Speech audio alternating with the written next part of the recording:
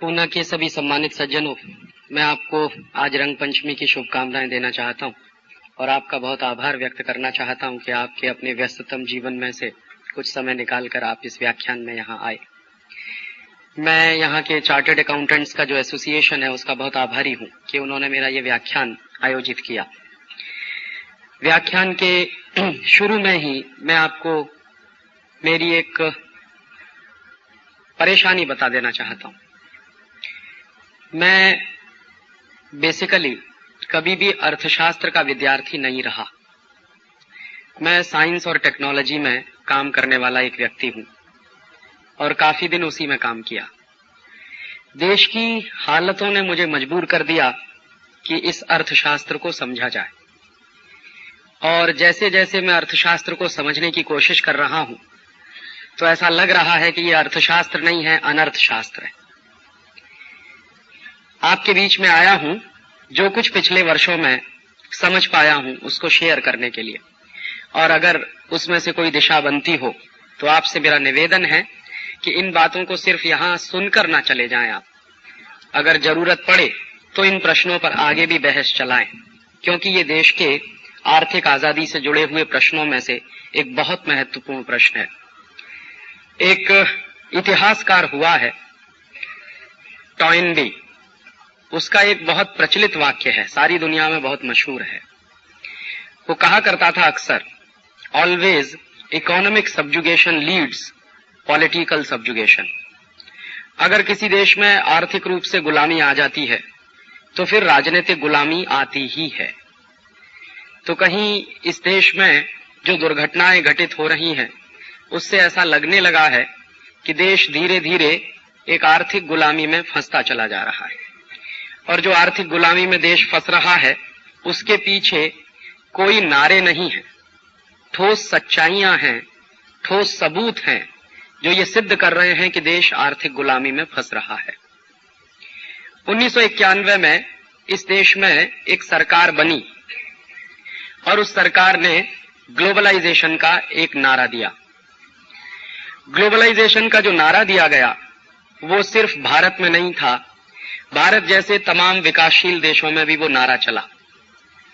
हमारे कई पड़ोसी देश थे, उदाहरण के लिए South Korea, Indonesia, Malaysia, Thailand, Hong Kong, Singapore, और फिर कुछ लैटिन अमेरिका के देश थे, Brazil, Costa Rica, Colombia, Chile, Argentina.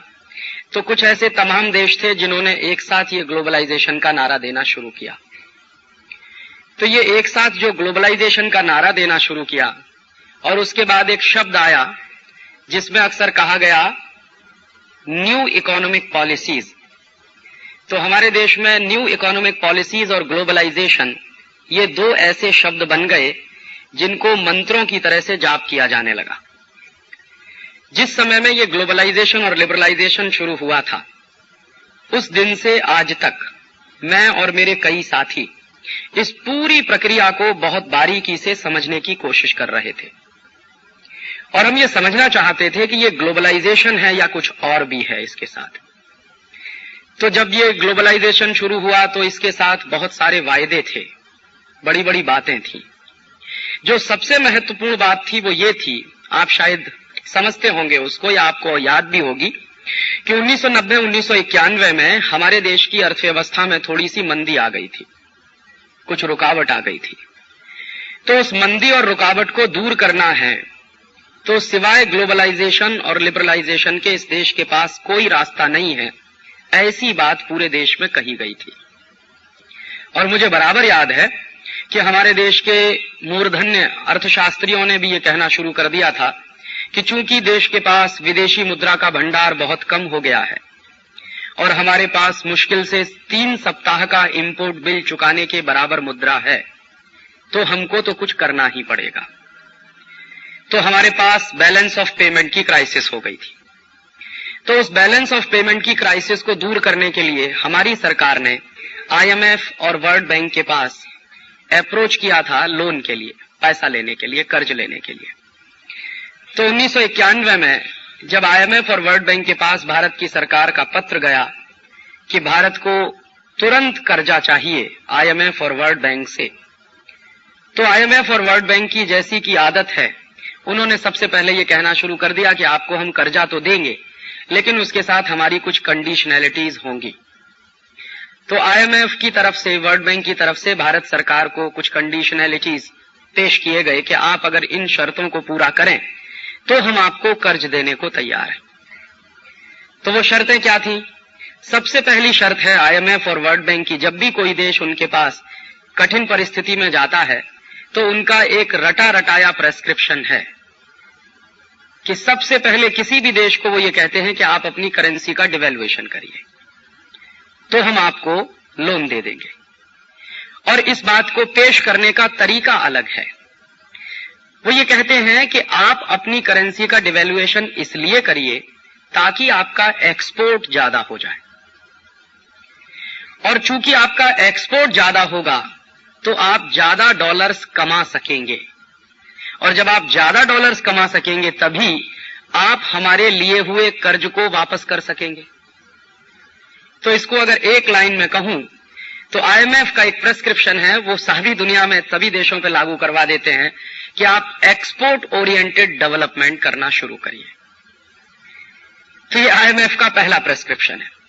दूसरा उनका प्रेस्क्रिप्शन है कि आप जब एक्सपोर्ट ओरिएंटेड डेवलपमेंट करना शुरू कर देंगे तो फिर आप एक काम और करिए कि अपने देश का दरवाजा खोलिए ताकि मल्टीनेशनल कंपनियां आपके देश में आसानी से आ सकें, और उन मल्टीनेशनल कंपनियों पर आप जो पाबंदियां लगाते हैं, जो रिस्ट्रिक्शंस लगाते हैं, उनको आप कम से कम कर दीजिए या पूरी तरह से खत्म कर दीजिए ताकि आपके मार्केट में उनको व्यापार करने में कोई असुविधा ना हो।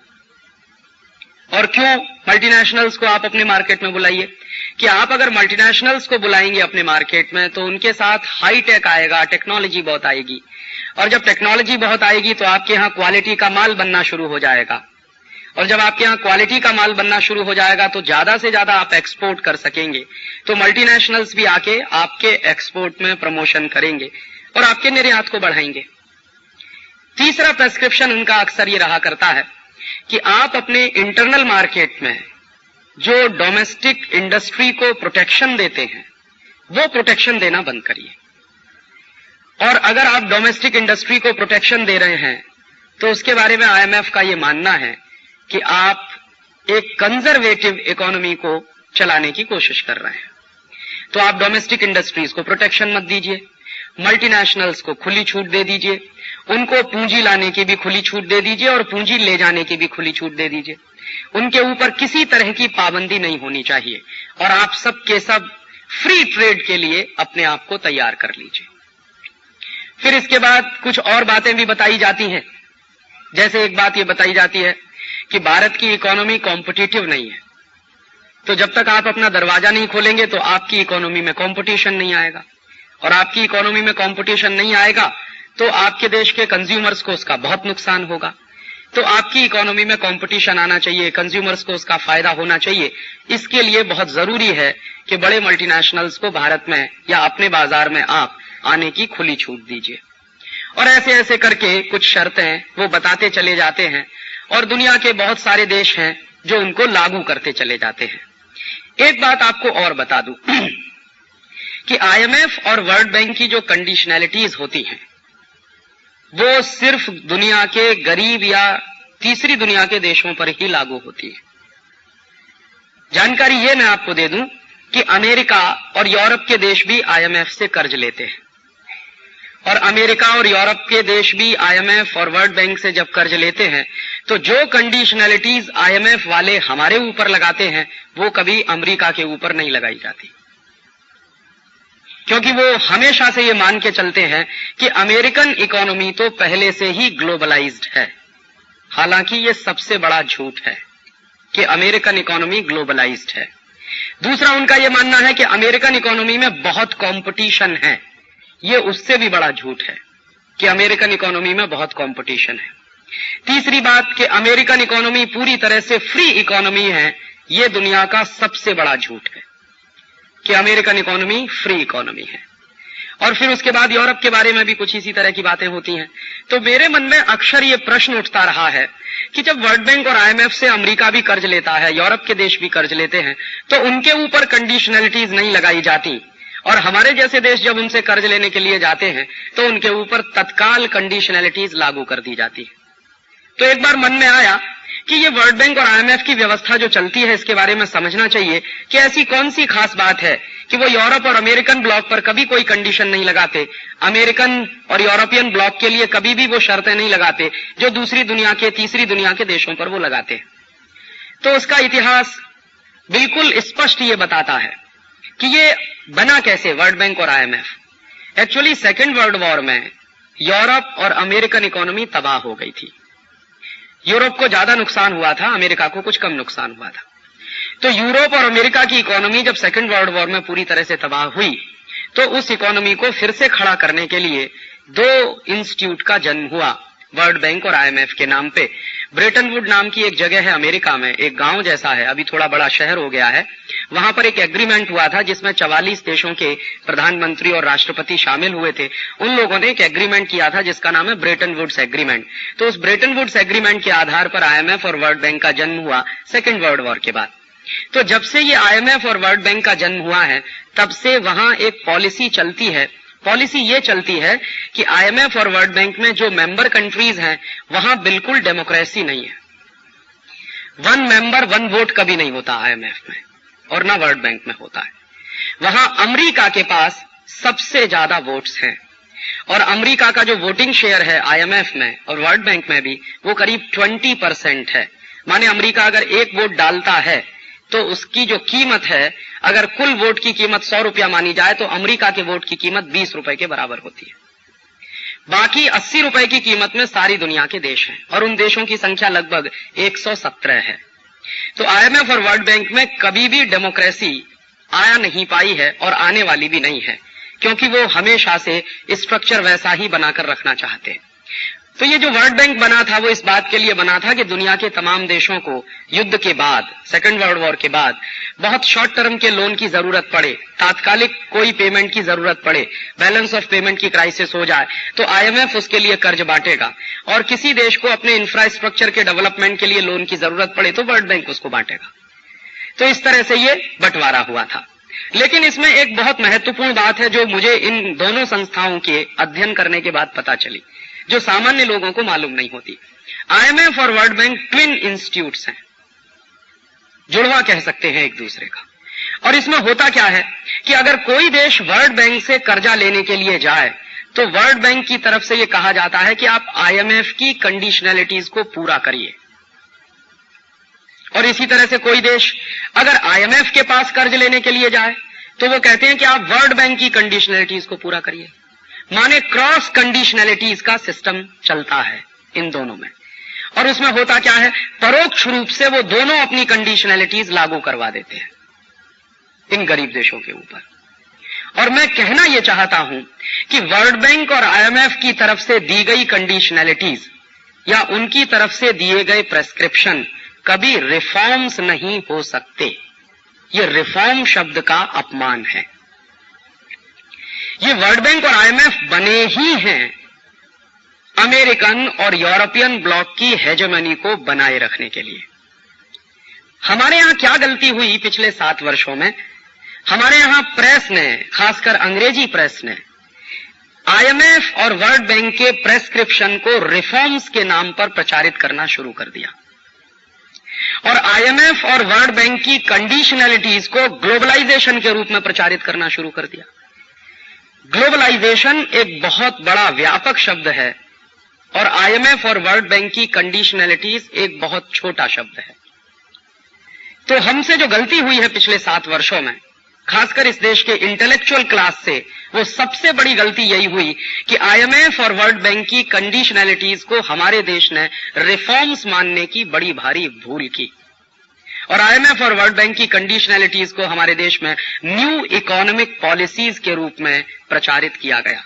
उसमें सरकार की हिस्सेदारी तो है ही, सरकार से ज्यादा इस देश के मीडिया की ये जिम्मेदारी थी।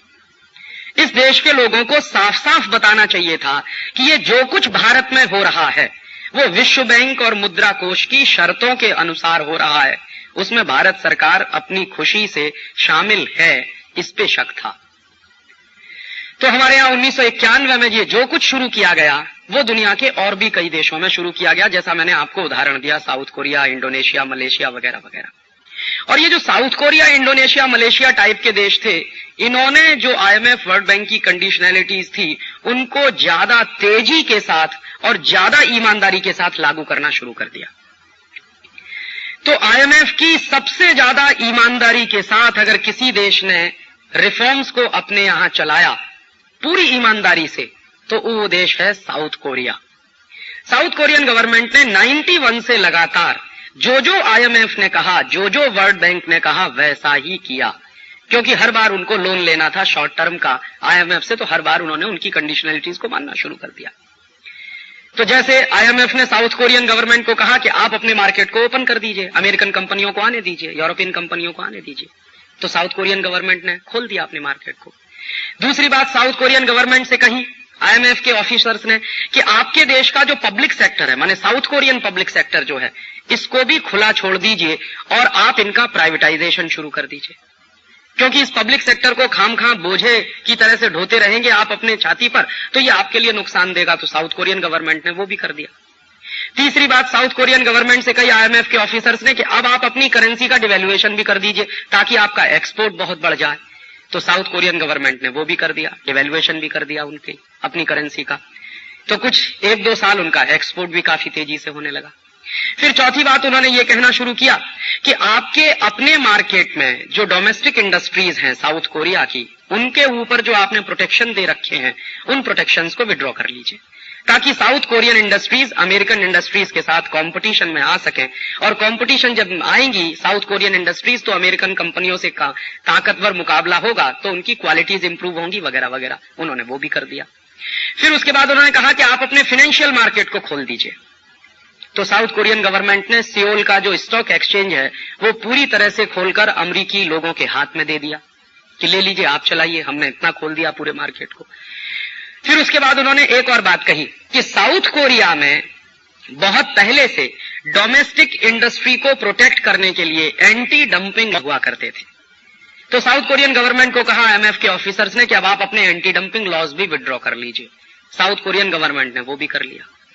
और उसके बाद फिर उन्होंने कहा कि अब आप ऐसा करिए कि आप अपने देश की इकोनॉमी को अमेरिकन इकोनॉमी के साथ पूरी तरह से जोड़ने के लिए, माने आप अमेरिका के साथ पूरी तरह से घुल मिलकर अब ग्लोबलाइज्ड हो जाइए, माने हमारे साथ शामिल हो जाइए वर्ल्ड मार्केट में, और उसके लिए हम जैसे जैसे कहें वैसे वैसे चलते जाइए। बेचारी साउथ कोरिया की सरकार उस रास्ते पे भी चलने लगी।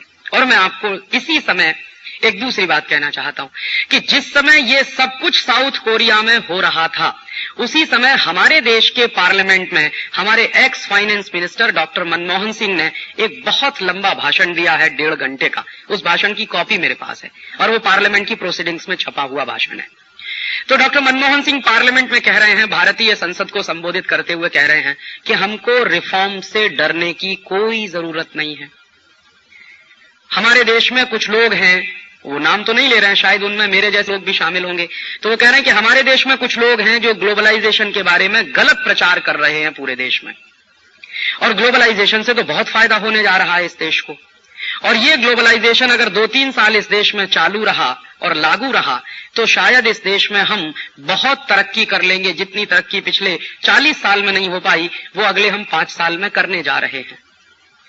और उसी के साथ उन्होंने अपने भाषण में नाम लेकर साउथ कोरिया का जिक्र किया है और करीब 20 मिनट वो साउथ कोरियन इकोनॉमी पर बोले हैं डॉक्टर मनमोहन सिंह। तो साउथ कोरियन इकोनॉमी पर बोलते हुए वो कह रहे हैं कि देखिए, साउथ कोरियन इकोनॉमी पूरी तरह से खुल गई है, पूरी तरह से ग्लोबलाइज्ड हो गई है, और वहां पे अब डोमेस्टिक इंडस्ट्रीज को प्रोटेक्शन भी खत्म कर दिया गया है वगैरह वगैरह। उनका फाइनेंशियल मार्केट खुल गया है, उनके डोमेस्टिक मार्केट में भी विदेशी कंपनियों को खुली छूट मिल गई है। और अंत में बोलते बोलते क्या कह गए वो कि अब तो साउथ कोरिया एशियन टाइगर हो गया है। तो ये जो उन्होंने कह दिया भारतीय पार्लियामेंट में कि अब साउथ कोरिया एशियन टाइगर हो गया है, तो हमारे देश के अंग्रेजी समाचार पत्रों ने इसको लपक लिया, और हिंदुस्तान के सारे बड़े अंग्रेजी अखबारों में, उनके साथ हिंदी अखबार भी कुछ थे, जिनमें यह छपना शुरू हो गया कि साउथ कोरिया तो एशियन टाइगर। और जब भी साउथ कोरिया के बारे में कोई बात आए तो साउथ कोरिया का विशेषण हमेशा एशियन टाइगर। तो एशियन टाइगर वो क्यों है? क्योंकि उन्होंने जो कुछ IMF ने कहा, वर्ल्ड बैंक ने कहा, अमेरिका की सरकार की तरफ से उनके पास जो भी बातें आई वो सब की सब उन्होंने लागू कर दी हैं। तो बेचारा साउथ कोरिया चलता गया, चलता गया, चलता गया, चलता गया, चलता गया, और अब 7 वर्ष बीत गए। साउथ कोरिया की सरकार को एक दिन लगा कि जो कुछ हमने 7 साल पहले चालू किया था उसके परिणाम तो दिखते नहीं कहीं भी, और उल्टी स्थिति जरूर दिखाई दे रही है साउथ कोरिया में। क्या उल्टी स्थिति दिखाई दे रही है? पिछले साल नवंबर के महीने में साउथ कोरियन पार्लियामेंट में वहां के फाइनेंस मिनिस्टर ने भाषण देते हुए कहा कि हमको ये उम्मीद थी कि 7 वर्षों में इस ग्लोबलाइजेशन के सारे नतीजे हमारे पास अब आ जाएंगे, लेकिन 7 वर्ष का इंतजार करने के बाद नतीजे आना तो दूर, हम किसी उल्टी दिशा में जा रहे हैं ऐसा महसूस होने लगा। ये नवंबर फर्स्ट वीक में भाषण दे रहे हैं फाइनेंस मिनिस्टर। फिर उसके बाद साउथ कोरियन प्रेसिडेंट का एक दिन भाषण हुआ किम इल सुंग का पार्लियामेंट में। तो प्रेसिडेंट ने कहना शुरू कर दिया है कि हमको अब ग्लोबलाइजेशन और लिबरलाइजेशन पर एक व्हाइट पेपर तैयार करना चाहिए और साउथ कोरियन पार्लियामेंट में उसको पेश करना चाहिए, ताकि पता चले कि पिछले 7 साल में नुकसान कितना हुआ है, फायदा कितना हुआ है। और अभी ये बात चल ही रही थी कि हम जो है व्हाइट पेपर तैयार करेंगे और पार्लियामेंट में पेश करेंगे। उसके तीसरे या चौथे दिन अखबारों में खबर आई कि सियोल का पूरा स्टॉक एक्सचेंज का मार्केट कोलैप्स हो गया। और जिन साउथ कोरियन कंपनियों के शेयर्स के दाम सामान्य रूप से कभी गिरे नहीं, वो जमीन पर औंधे मुंह पड़े हैं। अचानक से अखबारों में ये खबर आई, और उसी खबर के 1 सप्ताह के अंदर साउथ कोरियन प्रेसिडेंट किम इल सुंग का एक दूसरा स्टेटमेंट आ गया, जिसमें उन्होंने कह दिया कि हम तो पूरी तरह से बर्बाद हो गए हैं। और दोनों हाथ उठाकर उन्होंने सरेंडर कर दिया। वो गए कहां? उसी समय वर्ल्ड इकोनॉमिक फोरम की एक मीटिंग चल रही थी।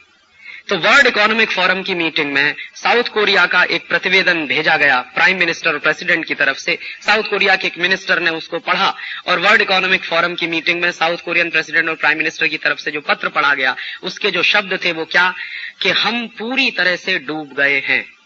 ये ग्लोबलाइजेशन और लिबरलाइजेशन ने हमको कहीं का नहीं छोड़ा, और अब हम दुनिया के लोगों से और दुनिया के तमाम वित्तीय संस्थाओं के अधिकारियों से अपील करना चाहते हैं कि वो हमारे ऊपर जितना कर्ज है उसको माफ कर दें, क्योंकि हम उस कर्ज को चुकाने की भी स्थिति में नहीं है। और मैं भूलता नहीं, उस प्रेसिडेंट का जो शब्द है वो ये है कि हम पूरी तरह से बैंकरप्ट हो गए हैं। और उसके बाद एक दूसरी चिट्ठी गई है उसकी, और उस दूसरी चिट्ठी में उसने IMF और वर्ल्ड बैंक के ऑफिसर से कहा कि हमने तो आपके कहे हुए दिशा निर्देशों का ही इस्तेमाल किया पूरी तरह से, और पूरी ईमानदारी के साथ हमने ग्लोबलाइजेशन को लागू किया अपने देश में, लेकिन नतीजा ये है कि हम बैंकरप्ट हो चुके हैं। अब हम आपका एक भी पैसे का कर्ज वापस नहीं चुका सकते। लिहाजा या तो IMF हमारे सारे के सारे कर्जे को माफ कर दे, या फिर हमको नया कर्ज दिया जाए ताकि हम पुराने कर्जे का ब्याज चुका सकें। तो IMF ने उनकी इस बात को स्वीकार करते हुए कह दिया कि हम आपको कर्ज देने को तैयार हैं।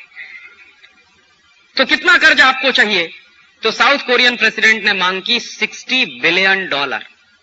तो IMF ने कहा कि बिल्कुल ठीक, हम आपको $60 बिलियन का लोन दे देंगे, बस एक छोटी सी हमारी आखिरी शर्त है कि आप साउथ कोरिया की सारी नेशनल असेट्स हमारे पास गिरवी रख दीजिए, मॉर्गेज रख दीजिए। अब साउथ कोरियन प्रेसिडेंट और वहां की सरकार की स्थिति ये है जैसी वो होती है ना सांप छछूंदर वाली, या मरता क्या न करता। तो देख रहे हैं कि डूबने वाले हैं, मर गए तो क्या न करें, तो उन्होंने उस पर भी साइन कर दिए। और आज स्थिति ये है कि साउथ कोरिया की जो नेशनल असेट्स हैं, जो उनकी नेशनल प्रॉपर्टी है, वो गिरवी रखी जा चुकी है। और साउथ कोरिया में इतना जबरदस्त कंपटीशन हुआ है पिछले 7 वर्षों में कि साउथ कोरिया के सारे पब्लिक सेक्टर के कारखाने अमेरिकी कंपनियों के कंट्रोल में चले गए। कंपटीशन के नाम पर वहां सिवाय मोनोपोली के कुछ हुआ नहीं है। एक उदाहरण से समझिए कि आज से 7-8 वर्ष पहले तक साउथ कोरिया की सबसे बड़ी कार बनाने वाली कंपनी, जिसका नाम है हुंडई मोटर्स, जिसके ऊपर साउथ कोरिया के लोगों को भी गर्व था, वहां की सरकार को भी गर्व था, वो हुंडई मोटर्स अब पूरी तरह से अमेरिकन कंट्रोल में है इस समय। और हुंडई मोटर्स पर जब पूरी तरह से अमेरिकन कंट्रोल एस्टेब्लिश हुआ, तो अमेरिकन कंपनी जनरल मोटर्स ने उसको टेक ओवर करने के बाद जो सबसे पहला काम किया वो ये कि हुंडई मोटर्स में जितने साउथ कोरियन वर्कर्स काम करते थे उनको रिट्रेंच कर दिया और सड़क पे खड़ा कर दिया। साउथ कोरिया में इस समय करीब करीब 70 लाख वर्कर्स पूरी तरह से बेरोजगार हो गए। ये हुंडई मोटर्स तो उसका एक एग्जाम्पल है। ऐसी 100 से ज्यादा बड़ी कंपनियां साउथ कोरिया की अमेरिका के कंट्रोल में जा चुकी हैं पिछले 7 वर्ष के ग्लोबलाइजेशन में। उनका ट्रेड डेफिसिट इतना अधिक बढ़ गया है क्योंकि करेंसी का डिवेल्युएशन करने का जो उन्होंने काम शुरू किया था उसके दुष्परिणाम बड़े भयंकर निकले हैं। और अंत में नतीजा क्या निकला है? अंत में नतीजा ये निकला है कि प्रेसिडेंट ने कह दिया है कि ये ग्लोबलाइजेशन नहीं हुआ है, इकोनॉमिक रिकॉलोनाइजेशन हो गया है साउथ कोरिया का। मेरे मन में तकलीफ क्या है? मेरे मन में तकलीफ यह है कि जिस साउथ कोरिया के बारे में मेरे पार्लियामेंट में एशियन टाइगर कहा गया था, जिस साउथ कोरिया के बारे में पिछले 7 साल से पानी पी पी कर कसीदे पढ़े जा रहे थे, उस साउथ कोरिया के बारे में आज साउथ कोरिया जब कोलैप्स हो गया है तो ना तो डॉक्टर मनमोहन सिंह का कोई स्टेटमेंट आया है, ना पी चिदंबरम का कोई स्टेटमेंट आया। क्यों? इनको डर लग रहा है कि साउथ कोरिया जिस रास्ते पर चला था वहां चल के डूबा है। अब अगर हमने कुछ कहना शुरू किया तो इस देश के सामने हमारी भी पोल पट्टी खुल जाएगी, क्योंकि हमने भी रास्ता तो वही पकड़ा है जो साउथ कोरियन गवर्नमेंट ने पकड़ा था 1991 में। और मैं इंतजार कर रहा हूं। साउथ कोरिया जब कोलैप्स हुआ उसके बाद लगातार 15 दिन मैंने हर अखबार पढ़ा, देखें हिंदुस्तान के फाइनेंस मिनिस्टर क्या कहते हैं, देखें हिंदुस्तान के एक्स फाइनेंस मिनिस्टर क्या कहते हैं, देखें हिंदुस्तान के वो तमाम अर्थशास्त्री क्या कहते हैं जिन्होंने हिंदुस्तान में ढोल पीट पीट कर ग्लोबलाइजेशन का समर्थन किया था, और देखें हिंदुस्तान के वो बड़े इंस्टीट्यूट क्या कहते हैं जो इस देश में उद्योगपतियों के सुरक्षा का दावा करने वाले इंस्टीट्यूट हैं, वो क्या कहते हैं साउथ कोरिया के बारे में। आज तक किसी ने मुंह नहीं खोला है। एसोचैम में मैं गया, मैंने पूछा कि क्यों नहीं बोलते इस पर। कहने लगे राजीव भाई किस मुंह से बोलें। फिक्की के लोगों को कहा कि आप क्यों नहीं बोलते इस पर, तो कहने लगे किस मुंह से बोलें, हम ही तो थे जो ढोल पीट पीट के कह रहे थे कि ग्लोबलाइजेशन हिंदुस्तान में स्वर्ग ले आएगा, और हम कैसे कहें इस बात को। और अब साउथ कोरियन फाइनेंस मिनिस्टर के स्टेटमेंट को मैं कोट करना चाहता हूं। उनका यह कहना है कि पिछले 7 साल में जो बर्बादी हो गई है हमारी अर्थव्यवस्था की, इस बर्बादी को अगर हम ठीक करें और अपने देश को फिर से खड़ा करने की कोशिश करें तो हमको कम से कम 20 साल लग जाएंगे।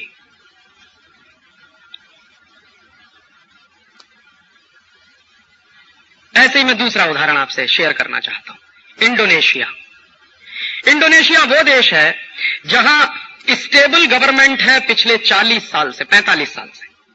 बहुत लोगों को यह गलतफहमी है इस देश में कि हमारे यहां चूंकि पॉलिटिकल अनस्टेबिलिटी ज्यादा है इसलिए इस देश में प्रॉब्लम्स ज्यादा हैं। मैं इस मिथक को दूर करना चाहता हूं। इंडोनेशिया में पिछले 45 साल से भयंकर स्टेबिलिटी है और पिछले 35 साल से एक ही व्यक्ति राष्ट्रपति बनता चला आ रहा है, सुकर्णो। 7 बार वो राष्ट्रपति बन चुका है और वहां के एक बार के राष्ट्रपति का टर्म 5 साल का होता है। तो 35 साल से एक ही व्यक्ति राष्ट्रपति है और फिर 8वीं बार दोबारा वो चुन लिया गया है अभी हफ्ते भर पहले। तो साउथ कोरिया की तो बात हम कह सकते हैं कि वहां अनस्टेबिलिटी थी, गवर्नमेंट कई बदली है, ये बात सही है। पिछले 7 साल में साउथ कोरिया में 4-5 गवर्नमेंट बदली। लेकिन इंडोनेशिया के बारे में हम कैसे ये कहें? इंडोनेशिया में तो पिछले 35 साल से एक ही व्यक्ति बार बार राष्ट्रपति बनता रहा है और उसी की सरकार पिछले 35 साल से चल रही है और 8वीं बार वो फिर प्रेसिडेंट बन गया है। तो वहां तो भयंकर स्टेबिलिटी थी। फिर क्यों डूबा इंडोनेशिया? इंडोनेशिया की सरकार को भी प्रेस्क्रिप्शन यही मिला था आईएमएफ की तरफ से कि आप एक काम करिए, अपनी करेंसी का डिवैल्यूएशन करना शुरू कर दीजिए, आपका एक्सपोर्ट बहुत बढ़ जाएगा और जब एक्सपोर्ट बढ़ जाएगा तो डॉलर्स बहुत आएंगे आपके पास, आपके फॉरेन रिजर्व्स बहुत अच्छे हो जाएंगे वगैरह वगैरह, और आप एक्सपोर्ट ओरिएंटेड डेवलपमेंट के रास्ते पर चलना शुरू कर देंगे। तो इंडोनेशिया की सरकार ने पूरी ईमानदारी से इसको फॉलो करना शुरू कर दिया और पूरी ईमानदारी से जब उन्होंने इसको फॉलो करना शुरू कर दिया तो कहां तक ले गए वो अपने देश को। इंडोनेशिया में जब ये ग्लोबलाइजेशन शुरू हुआ था उस समय उनकी जो करेंसी थी, इंडोनेशिया की करेंसी है रुपया, हमारी करेंसी है रुपया। तो इंडोनेशिया की जो करेंसी है रुपया, वो $1 में 40 रुपया होता था जब ग्लोबलाइजेशन शुरू हुआ था। फिर उसके बाद उन्होंने क्या किया, दनादन डिवैल्यूएशन करना शुरू कर दिया, क्योंकि आईएमएफ का प्रेस्क्रिप्शन था कि जितना ज्यादा डिवैल्यूएशन आप करेंगे उतना ही आपका एक्सपोर्ट सस्ता हो जाता जाएगा और ज्यादा माल आपका बिकता चला जाएगा। तो डिवैल्यूएशन करते करते करते करते करते करते कहां तक ले आए, आप इमेजिन कर सकते। इस समय इंडोनेशिया में $1 में 17,000 रुपया मिलता है। उन्होंने रिकॉर्ड तोड़ डिवैल्यूएशन किया अपनी करेंसी का, और इस उम्मीद में कि चलो इस साल हमारा एक्सपोर्ट बढ़ेगा, चलो अगली साल बढ़ेगा, फिर अगली साल बढ़ेगा, फिर अगली साल बढ़ेगा, फिर अगली साल बढ़ेगा। तो 7 साल से वो सपना देखते हुए आए हैं कि अब देखो एक्सपोर्ट बढ़ गया, अब देखो एक्सपोर्ट बढ़ गया, अब देखो एक्सपोर्ट बढ़ गया। और इस समय स्थिति यह है इंडोनेशिया की कि उनका एक्सपोर्ट पूरी तरह से ठप है। और अब इंडोनेशिया में कह दिया वहां के प्रेसिडेंट सुकर्नो साहब ने कि हमने अपने जीवन में ब्लंडर्स किए जो आईएमएफ के कहने पर ग्लोबलाइजेशन हमने चालू किया अपने देश में। ये इंडोनेशिया के प्रेसिडेंट का स्टेटमेंट है। प्रेसिडेंटशिप की शपथ लेने के तुरंत बाद उसने जो भाषण दिया है इंडोनेशिया की पार्लियामेंट में, उसके शब्द ये हैं कि हमने ब्लंडर्स किए हैं, माने भयंकर भूल की है जो आईएमएफ के कहने पर अपने देश में ये ग्लोबलाइजेशन चालू किया हमने। नतीजे क्या निकले हैं, इंडोनेशिया भी पूरी तरह से डूब चुका है और वहां की सरकारें भी कह रही हैं कि अब इस देश को वापस खड़ा करने में कम से कम 15 से 20 साल लग जाएंगे। इंडोनेशिया की खबरें भारत में करीब करीब रुकी हुई हैं, क्योंकि हमारे देश के अखबारों में अभी इतनी चेतना का स्तर नहीं उठ पाया है कि जिन देशों में ये दुर्घटनाएं हो रही हैं उनका कवरेज ठीक से करें। कभी कभी घटनाएं आ जाती हैं छिटपुट, जैसे अभी परसों में देख रहा था एक फोटोग्राफ है इंडोनेशिया का कि पुलिस लाठीचार्ज कर रही है और किसानों का भयंकर प्रदर्शन हो रहा है पार्लियामेंट के बाहर। तो आर्मी खड़ी हुई है तोप लेकर, वो फोटोग्राफ मैंने देखा एक अखबार में। खबर क्या है, खबर नहीं है, खबर का ब्लॉकआउट किया गया है, बस 2 लाइन में लिख दिया गया है कि इकोनॉमिक लिबरलाइजेशन के बाद जो वहां भयंकर बेरोजगारी हुई है, गरीबी पैदा हुई है और लोगों में जो मारामारी पैदा हो गई है, उसकी वजह से रोज पार्लियामेंट के सामने प्रदर्शन होते हैं, रोज पुलिस का लाठीचार्ज होता है, रोज आर्मी अपने डंडे बरसाती है, गोले चलते हैं, बारूद चलती है, बंदूकें चलती हैं और रोज लोग मरते हैं। उसका एक नमूना है। और एक और देश है थाईलैंड, उसकी तो गजब ही कहानी है ग्लोबलाइजेशन। थाईलैंड ने 1990 में शुरू किया था ग्लोबलाइजेशन, और थाईलैंड की इकोनॉमी तो इंडोनेशिया और साउथ कोरिया की तुलना में सिटी कंट्री की इकोनॉमी है। हमारी तुलना में भी 2 जिलों की इकोनॉमी जैसी है थाईलैंड की इकोनॉमी। लेकिन उन्होंने भी इसी दौड़ में शामिल होकर कि अब देखिए ग्लोबलाइजेशन हो रहा, हम पीछे थोड़ी रह सकते हैं किसी के, अगर हम नहीं दौड़ेंगे सबके साथ तो हम तो पीछे रह जाएंगे। तो इसी डर में इंडोनेशिया की सरकार के साथ साथ थाईलैंड की सरकार ने भी कदम से कदम मिला के चलना चालू कर दिया। उनको मालूम नहीं था कि मेढक जो है अगर हिरन की तरह से दौड़ना शुरू करे तो नुकसान मेढक का ही होने वाला, हिरन का नहीं होने वाला। अब वो चालू हो गए। हमारे देश में भी कुछ ऐसे बेवकूफ हैं जो कहते हैं कि हम पीछे थोड़ी रह सकते हैं किसी से। अमेरिका दौड़ रहा है, यूरोप दौड़ रहा है, तो हमको भी तो दौड़ना है उनके साथ। आखिरकार आप 18वीं शताब्दी में थोड़ी जी सकते हैं। तो ऐसे ही थाईलैंड में भी उनके लगे, सरकार को लगा कि पीछे थोड़ी रह सकते हैं, तो जो कुछ पड़ोस में हो रहा है हम भी करेंगे। तो पड़ोसी के घर में ये हो रहा है तो हम भी करेंगे अपने घर में। तो थाईलैंड की सरकार भी चालू हो गई ग्लोबलाइजेशन लिबरलाइजेशन। अब उन्होंने भी डिवैल्यूएशन करना चालू कर दिया। उनके यहाँ क्या एक शौक लगा थाईलैंड की सरकार को कि हमारे आजू बाजू की सरकारें बहुत शॉर्ट टर्म लोन ले रही हैं, हम भी लोन ले लें चलो। तो उन्होंने भी चालू कर दिया लोन लेना। और ऐसा लगा बीच के 3-4 साल के थाईलैंड में जो जितना ज्यादा लोन ले आए वही सबसे बड़ा फाइनेंस मिनिस्टर वहां पे। हमारे देश में भी ऐसा है कि जो फाइनेंस मिनिस्टर हिंदुस्तान को सबसे ज्यादा विदेशी कर्जे के गड्ढे में पहुंचा दे उसी को बेस्ट फाइनेंस मिनिस्टर कहते हैं इस देश में। तो यही थाईलैंड में भी हो गया।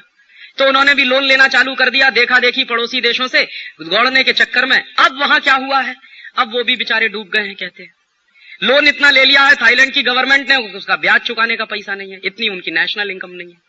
अब नेशनल इनकम नहीं है, विदेशी कर्जे का ब्याज नहीं चुका सकते, तो वहां के प्राइम मिनिस्टर ने तो एक अद्भुत काम किया है जिसको मैं दुनिया में एकदम एक्सट्रीम मानता हूं। क्या किया उस प्राइम मिनिस्टर ने? एक दिन उसने पार्लियामेंट में घोषणा की कि चूंकि हमने ग्लोबलाइजेशन लिबरलाइजेशन कर दिया तो उसमें तो अब देश तो डूब ही गया है, विदेशी कर्जा बहुत चढ़ गया है, इसका ब्याज भी चुकाना है हमको, और अब हमारे पास कुछ ऐसा है नहीं जिसको बेचकर हम हमारे विदेशी कर्जे का ब्याज चुका सकें। तो अब हम नई पॉलिसी ला रहे हैं, ये प्राइम मिनिस्टर कह रहा है उनके पार्लियामेंट में कि हम नई पॉलिसी ला रहे हैं कि थाईलैंड में प्रोस्टिट्यूशन को लीगल बिजनेस बना दिया जाए। तो प्राइम मिनिस्टर कह क्या रहा है, सुनिए उसके शब्दों को, कि हमारे पास कुछ भी ऐसा नहीं है जिसको बेचकर हम हमारे विदेशी कर्जे के ब्याज को चुका सकें, तो अब हम हमारी माताओं और बहनों के शरीरों को बेचेंगे, उससे कुछ डॉलर्स आएंगे, उससे विदेशी कर्जे का ब्याज चुकाएंगे। बहुत खुशी की बात है। और अंत में उसने एक बुद्धिशाली बात कही, बुद्धिमता का स्टेटमेंट उसका है। उसने कहा कि मैं भारत सरकार को चेतावनी देना चाहता हूं। ये थाईलैंड का प्राइम मिनिस्टर कह रहा कि मैं भारत सरकार को चेतावनी देना चाहता हूं कि वो इस ग्लोबलाइजेशन के रास्ते पर जितनी जल्दी हो चलना बंद कर दे, नहीं तो भारत का जो नुकसान होगा उसकी कल्पना हम नहीं कर सकते। हमारा देश तो भारत की तुलना में सिटी कंट्री है, और सही बात है, हमारे देश के 2 जिलों के बराबर है थाईलैंड। तो वो कह रहा हमारा देश तो भारत की तुलना में एक सिटी कंट्री है, हम डूबे हैं तो इतना भयंकर नुकसान हुआ है, अगर भारत डूबेगा तो कल्पना नहीं कर सकते क्या होगा। ये थाईलैंड की हालत है। और इन सब देशों की हालातों को समझकर एक और उदाहरण ले लें। कभी कभी किसी को गलतफहमी हो सकती है कि राजीव भाई आपने ये जितने उदाहरण दिए सब एशियन कंट्रीज के उदाहरण हैं, तो थोड़ा एशिया से दूर चलिए, लैटिन अमेरिका में चलते हैं, वहां देखें क्या हो रहा है।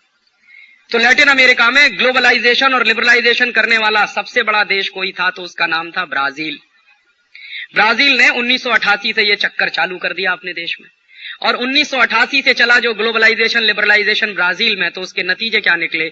1995 में आके पूरा का पूरा ब्राजील की इकोनॉमी कोलैप्स हो गई।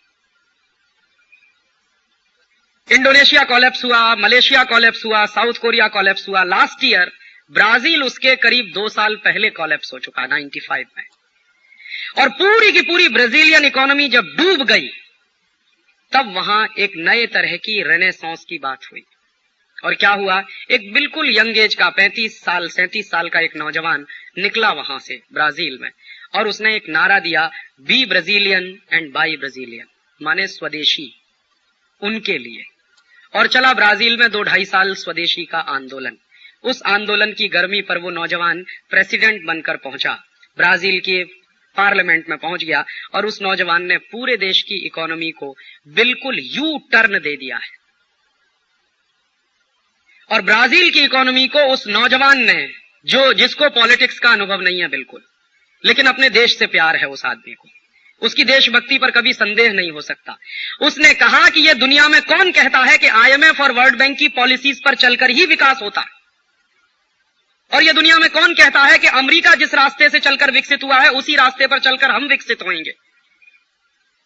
यह कौन कहता है कि यूरोप में जो अर्थशास्त्र की परिभाषाएं हैं वही अर्थशास्त्र की परिभाषाएं सारी दुनिया पे लागू होंगी एक साथ। यूरोप की जो परिस्थितियां हैं, अमेरिका की जो परिस्थितियां हैं, वो थर्ड वर्ल्ड कंट्रीज से बिल्कुल फर्क है। तो उसकी जो इंटेलिजेंसी है उसको मैं प्रणाम करता हूं, उस आदमी की इंटेलिजेंसी की मैं दाद देता हूं। उसने ये कहा, मालूम है तो मुझे मेरे देश की परिस्थितियों के अनुसार अपनी पॉलिसीज बनानी पड़ेंगी, और उसने बिल्कुल यू टर्न दिया। और IMF वर्ल्ड बैंक वालों को उसने एक दिन ललकार के कहा। इस बात को हमारे देश में दबाया गया है, इस देश के अर्थशास्त्री भी इस पर बोलते नहीं है। हमारे यहाँ कई लोग कहते हैं कि ये कैसे संभव है, लेकिन उसने कह दिया और करके दिखाया। उसने क्या किया कि IMF और वर्ल्ड बैंक से जितना कर्ज लिया था ब्राजील में पुरानी सरकारों ने, उसका उसने हिसाब लगाया, और हिसाब जब उसने लगाया तो उसको पता चला कि जितना कर्जा उसकी पुरानी सरकारों ने लिया है उसका 3 गुना तो उसने चुका दिया है। तो उसने ताल ठोक के सबसे पहली बार वर्ल्ड इकोनॉमिक फोरम में कहा कि मैं 1 पैसा वापस करने वाला नहीं वर्ल्ड बैंक और IMF का, किसी को कुछ करना है तो कर ले। बहुत टीका हुई सारी दुनिया में, और बहुत बड़े अर्थशास्त्री हैं जो प्रो अमेरिकन और प्रो यूरोपियन लॉबी के अर्थशास्त्री हैं, जिनके स्कूल ऑफ थॉट्स में वही बातें चलती हैं जो हार्वर्ड स्कूल में चलती हैं, लंदन स्कूल ऑफ इकोनॉमिक्स में चला करती हैं। उन्होंने आलोचना करना शुरू किया कि अरे ये कैसे हो सकता है, आपने जो कर्ज लिया है, आपकी वो लायबिलिटीज है, आप उसको चुकाएंगे नहीं तो आप तो बहुत गलत काम कर रहे हैं, गलत परंपरा डाल रहे हैं। उसने दो टूक बात कहना शुरू किया कि मैंने जितना कर्ज लिया है उससे 3 गुना ज्यादा मैंने चुका दिया है, इसलिए मेरा कर्ज तुम्हारे ऊपर है, वो वापस करो पहले मुझको। और घोषित रूप से उसने कह दिया कि अमेरिका में अगर दम है तो ब्राजील पर आक्रमण करके देख ले, क्योंकि ब्राजील अमेरिका के बिल्कुल नजदीक है। और दूसरा काम उसने क्या किया, एक एक करके अमेरिकन कंपनियों को बिना मुआवजा दिए, बिना कंपेंसेशन दिए मार मार के भगाना शुरू किया अपने मार्केट से। पेप्सी कोला भागा वहां से, कोका कोला भागा वहां से, कॉपर कोनेकॉट कॉर्पोरेशन भागा वहां से, गुडियर भागा वहां से, जनरल मोटर्स भागा वहां से, जनरल इलेक्ट्रिक भागा वहां से। और उसने घोषणा कर रखी थी, एक युद्ध छेड़ रखा था कि अगर आप गए नहीं तो मैं आपकी संपत्ति जब्त करूंगा। 1 पॉइंट प्रोग्राम उसने चलाया और उसने कहा कि मुझे मेरे देश की अर्थव्यवस्था की बातें अब समझ में आती हैं, मुझे क्या करना है ये मुझे तय करना है। उसकी सुविधा यह थी कि उसके पास मेजोरिटी बहुत अच्छी थी पार्लियामेंट में, तो उसके पास मुश्किल नहीं थी किसी का वो विरोध खड़ा होगा। तो उसने एक एक करके वो सारी चीजें अपने देश में लागू की। और सबसे अंतिम चीज जो मैं आपको उसकी बताना चाहता हूं, आप आश्चर्य करेंगे, उसने कहा कि दुनिया में कौन तय करता है कि डॉलर रिवैल्यू होगा और मेरा करेंसी डिवैल्यू होगा? ये कौन तय करता है? मैं तय करूंगा कि मेरी करेंसी का रेट डॉलर के साथ क्या होगा। हाँ, ये उसने कहा। और उसने कहा कि मैं तय करूंगा कि मेरी करेंसी का रेट क्या होगा, ये अमेरिका थोड़ी तय करेगा कि मेरी करेंसी का रेट अमेरिकन करेंसी की तुलना में क्या होगा। तो उसने पूरी हिम्मत के साथ अपनी करेंसी का रिवैल्यूएशन करना शुरू किया। और आज आपको मैं जानकारी दे दूं कि ब्राजील की करेंसी है क्रूजर, $1 = 1 क्रूजर है इस समय अंतर्राष्ट्रीय बाजार में। और उसने कैलकुलेशंस भी किए। उसने कहा कि जो ट्रेड डेफिसिट अमेरिका का है और जो ट्रेड डेफिसिट मेरा है, इस पर से कैलकुलेशन मैं कर रहा हूं। और कोई उसके कैलकुलेशंस को चैलेंज नहीं कर पाया। और उसने उस दिन से कहा कि गरीब दुनिया के सभी देशों की सरकारों को मैं अपील करना चाहता हूं कि वो अपने अपने कान खोलें, आंखें खोलें और इन सारे हिसाबों को करना शुरू करें। उनके साथ बहुत बड़ा धोखा हो रहा है डिवैल्यूएशन के नाम पे। और आज मैं आपको जानकारी दे दूं कि 1995 में जो ब्राजील कोलैप्स हो चुका था पूरी तरह से, 1998 जनवरी में वो ब्राजील अब लैटिन अमेरिका में सबसे मजबूत इकोनॉमी बन रहा है। और दुनिया की तमाम मल्टीनेशनल उसके सामने लाइन लगाकर खड़ी हुई हैं और कह रही हैं कि आप अपनी शर्तें बताइए, हम आपकी शर्तों पर आना चाहते हैं आपके बाजार में। तो जानते हैं क्या कहता, मार्केट मेरे पास है इसलिए टर्म्स कंडीशन मैं डिक्टेट करूंगा। आपको मेरा मार्केट चाहिए, मुझे आपकी जरूरत नहीं है। और हमारे यहां बहुत जो खिसियानी हंसने वाले लोग हैं ना, वो कहते हैं बैगर्स आर नो चूजर्स। हम बैगर्स नहीं है, दुनिया के सबसे बड़े मार्केट के मालिक हैं हम, तो हम टर्म्स कंडीशन डिक्टेट करेंगे। ये उसने कहा कि मेरे पास सबसे बड़ा मार्केट है, इतना बड़ा मार्केट अमेरिका में नहीं है, इतना बड़ा मार्केट यूरोप के देशों में नहीं है जितना बड़ा मेरे पास है। और उसने एक काम और किया कि उसने क्या किया कि उसके आजू बाजू के जो देश हैं, अर्जेंटीना है, चिली है, कोस्टारिका है, कोलंबिया, इनके साथ एक पैरेलल गेट बना लिया है उसने। और उस गेट के बाहर अमेरिका को कर दिया उसने। पहले तो बाहर कर दिया अमेरिका को कि अमेरिका की कोई जरूरत नहीं। फिर अमेरिका वाले सामने से आके सरेंडर करके कि अरे भाई हमको भी शामिल करो इसमें, अगर हम शामिल नहीं होंगे तो हमारी इकोनॉमी डूबने जा रही है। क्योंकि आपको जानकारी नहीं है, अमेरिका में प्राइमरी प्रोडक्ट्स लैटिन अमेरिका से जाते हैं। अगर लैटिन अमेरिका वाले अपने दरवाजे बंद कर दें और ये तय कर लें कि हम जो प्राइमरी प्रोडक्ट्स अमेरिका को भेज रहे हैं ये अमेरिका में नहीं जाएंगे, हम एशिया में भेजेंगे या यूरोप में भेजेंगे, अमेरिका दम तोड़ सकता है। इसलिए अमेरिका वालों ने सामने से रिक्वेस्ट करके उनके साथ उसमें ज्वाइन करने की बात कहना शुरू किया। तो उसने अमेरिका को ज्वाइन कराया, लेकिन अमेरिका की नाक रगड़वा दी उस एक आदमी ने। और उसने ये सिद्ध कर दिया कि अमेरिका सिर्फ कागजी शेर है, उसमें कोई दम वम नहीं है। और उस ब्राजील को उसने बिल्कुल यू टर्न देकर अपने तरीके के, अपने सपनों के ब्राजील को बनाने के रास्ते पर कदम रख दिया है। और वो इकोनॉमी जो चला रहा है, वो इकोनॉमी कुछ ऐसी खास बात नहीं है। वो स्वदेशी का बहुत स्ट्रॉन्ग सपोर्टर है और वो कहता है कि कोई माल मेरे देश में पैदा होता है और मेरे देश की इकोनॉमी में मेरे देश के लोगों को उससे रोजगार मिलता है, तो मैं क्यों ना वो माल इस्तेमाल करूं, विदेशी माल क्यों खरीदूं अपनी मार्केट में। ये उसका एक छोटा सा सर्वमान्य प्रिंसिपल है। तो ये दो परिस्थितियां अलग अलग कि एक तरफ एशियन देश हैं जो डूबे हैं और एक तरफ लैटिन अमेरिका में जो सबसे ज्यादा बर्बाद होकर उभर रहा है ब्राजील। ये दो कहानी हम सबके सामने है और तब इन दो कहानियों के रेफरेंस के साथ मैं मेरे देश की चर्चा आपसे करना चाहता हूं कि मेरे देश में क्या हो रहा है। मेरे देश में भी 1991 से ग्लोबलाइजेशन हो रहा है और हमारे यहां भी ग्लोबलाइजेशन के नाम पर हमारे देश की इकोनॉमी में जो रिसेशन आया था 1990-91 में, उस रिसेशन को दूर करने के लिए ग्लोबलाइजेशन की बात कही गई थी। इसको मत भूलिए, बार बार मैं रेखांकित करना चाहता हूं। 1990 के इकोनॉमिक रिसेशन को दूर करने के लिए ग्लोबलाइजेशन हुआ था, एक बात। और दूसरी बात, हमारे पास इंपोर्ट बिल भरने का पैसा नहीं है, सिर्फ 3 सप्ताह का बिल हम दे सकते हैं। इतनी हमारे पास विदेशी मुद्रा की कमी है, इतनी बीओपी क्राइसिस है। तो इस बीओपी क्राइसिस को दूर करना है तो आईएमएफ, वर्ल्ड बैंक के पास जाना ही पड़ेगा। इन दो बातों के साथ इस देश में ग्लोबलाइजेशन शुरू हुआ था। तो क्या क्या किया हमारी सरकार ने? हमारी सरकार ने वो सब कुछ लागू किया जो आईएमएफ ने कहा, वर्ल्ड बैंक ने कहा। बस इतनी सी बात थी कि आईएमएफ और वर्ल्ड बैंक ने जो कुछ हमारी सरकारों से कहा उसको थोड़े कम स्पीड से इस देश में लागू किया गया। अच्छा ही हुआ, नहीं तो हमारी हालत अब तक साउथ कोरिया जैसी हो गई होती। देर नहीं लगी होती हमको भी वो हालत में पहुंचने में। तो शुरू हुए इस देश में रिफॉर्म्स। तो सबसे पहला काम क्या हुआ? करेंसी का डिवैल्यूएशन किया गया। तर्क क्या था उसके पीछे कि हम जब भारतीय करेंसी का अवमूल्यन करेंगे तो हमारा एक्सपोर्ट बहुत बढ़ जाएगा और एक्सपोर्ट बढ़ जाएगा तो डॉलर्स बहुत आएंगे, डॉलर्स बहुत आएंगे तो हम इंपोर्ट अच्छे से कर सकेंगे, इंपोर्ट अच्छे से कर सकेंगे तो टेक्नोलॉजी अच्छी आ सकेगी, वगैरह वगैरह। फिर उसके साथ ढेर सारी बातें जुड़ी हुई हैं। तो मैं जानना चाहता हूं आप सबसे, आप तो सब ज्यादा विद्वान लोग हैं, आप तो ज्यादा पढ़े लिखे लोग हैं, मैं तो अर्थशास्त्र ज्यादा समझता नहीं, कि 1990 में जो इकोनॉमिक रिसेशन था मार्केट में और आज जो इकोनॉमिक रिसेशन है, इसके बारे में आप कुछ कंपैरिजन कर सकते हैं? फिक्की के लोगों का ये मानना है, ये मेरा मानना नहीं है। फिक्की में मेरा लेक्चर हो चुका है पिछली बार बंबई में और एसओकेएम के भी लोग भी उसमें आए थे। उनका ये मानना है कि राजीव भाई 1990-91 में जो रिसेशन था भारत के बाजार में, उससे कम से कम 10 टाइम्स ज्यादा रिसेशन इस समय है भारत के बाजार में। और मैं बिना नाम लिए वो कहना चाहता हूं, इस देश के एक इतने बड़े एम्पायर के मालिक जिनका टर्नओवर कम से कम 2.5 से 3 हजार करोड़ के आसपास है, उनका ये कहना है और ये सभी लोगों का कहना है, मैं तो जहां जहां जाता हूं सबसे यही सुनता हूं, राजीव भाई पिछले 40 साल में ऐसी आर्थिक मंदी मैंने नहीं देखी भारत के बाजार में जो 1.5 साल से चल रही है। तो पिछले 40 साल में ऐसी मंदी अगर नहीं आई भारत के बाजार में जो पिछले 1.5 साल से चल रही है, तो प्रश्न उठता है कि हमारे यहां तो ग्लोबलाइजेशन मंदी दूर करने के लिए शुरू हुआ था।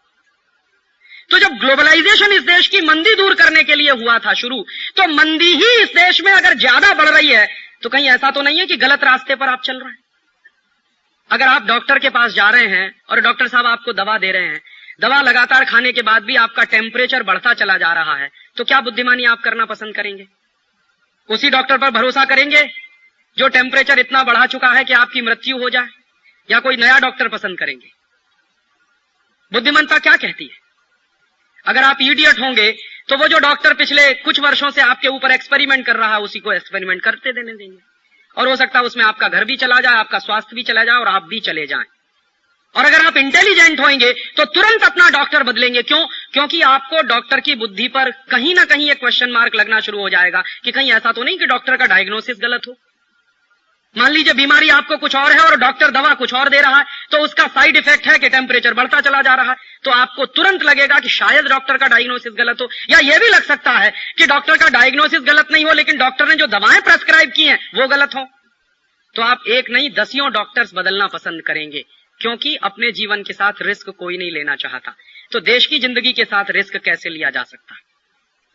मैं तो सिर्फ एक छोटा सा प्रश्न करता हूं इस देश के उन तमाम अर्थशास्त्रियों से जिनको अब जवाब देने के लिए जगह नहीं है इस देश में, जिन्होंने कभी ग्लोबलाइजेशन का समर्थन किया था। मैं उनसे सिर्फ इतना सा पूछता हूं कि 1990 में जो मंदी थी, वो मंदी दूर करने के लिए अगर आपने लिबरलाइजेशन, ग्लोबलाइजेशन किया था, तो मंदी दूर क्यों नहीं हुई?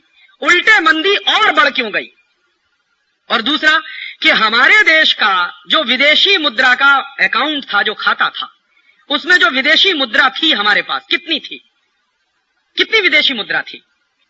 तो भारत सरकार के आंकड़े बताते हैं कि 1991-92 में हमारे पास जो विदेशी मुद्रा का अकाउंट है उसमें $7 to 8 बिलियन था बस। तो उस विदेशी मुद्रा के खाते को भरने के लिए हमने हमारे देश में ग्लोबलाइजेशन चालू किया था। तो मैं पूछना चाहता हूं कि पिछले 7 साल में हमारे विदेशी मुद्रा का खाता कितना भर गया? कितना भरा है खाता? तो अभी भारत सरकार के फिगर्स हैं, वो ये कहते हैं कि कम से कम इस समय हमारे देश के विदेशी मुद्रा खाते में $30 बिलियन जमा है। तो वो ये कह देते हैं कि $7 बिलियन था, अब हमने $30 बिलियन कर दिया, इसका माने $23 बिलियन ज्यादा आ गया। लेकिन प्रश्न ये है कि ये जो $23 बिलियन ज्यादा आया, ये आया कहां से? तो मुझको बहुत संतोष होता कि ये आया है, भारत का माल बेचा है विदेशी बाजारों में, उससे कमाई हुई है। बहुत अच्छी बात है, आपने $23 बिलियन की कमाई की है।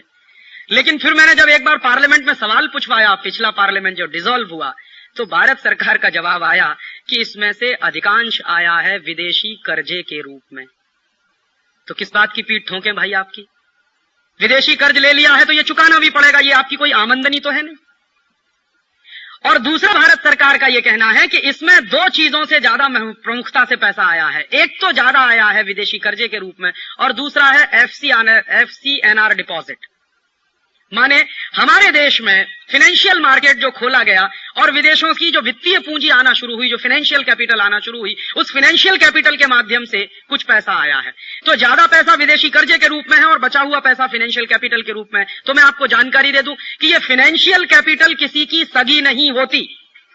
ये आज आपके मार्केट में है, कल आपके मार्केट से सिंगापुर चली जाएगी, परसों हांगकांग चली जाएगी, फिर थाईलैंड चली जाएगी, फिर टोक्यो भी चली जाएगी। ये किसी की सगी नहीं होती। फाइनेंशियल कैपिटल के बारे में बिल्कुल भरोसा नहीं किया जा सकता। और किसी भी देश के बाजार में अगर ज्यादा फाइनेंशियल कैपिटल आ गया तो इसका मतलब यह भी नहीं है कि उस देश में उत्पादकता बढ़ गई है। फाइनेंशियल कैपिटल माने सट्टा बाजारी में पूंजी ज्यादा आ गई आपके मार्केट। और अगर सट्टा बाजार में, शेयर बाजार में कुछ ज्यादा पूंजी आ गई है बाजार में, तो उससे ना तो उत्पादन बढ़ने के संकेत मिलते हैं, ना तो उससे रोजगार बढ़ने के संकेत मिलते हैं, ना उससे देश का जीडीपी बढ़ने का संकेत मिलता है, ना उससे देश का एक्सपोर्ट बढ़ने का संकेत मिलता है। वो तो जुए का लक्ष्मी है, जुए की पूंजी है। वो आज आपके पास है, कल किसी और के पास चली जाएगी। फाइनेंशियल कैपिटल तो अपना मार्केट ढूंढती रहती है, और जो आई वो जाना शुरू भी हो गई है। जिस दिन से फाइनेंशियल कैपिटल हिंदुस्तान में से जाना शुरू हुई है, उसी दिन से हिंदुस्तान का शेयर बाजार जमीन पर धराशायी है। एक महीने में कितनी फाइनेंशियल कैपिटल भारत से जा रही है?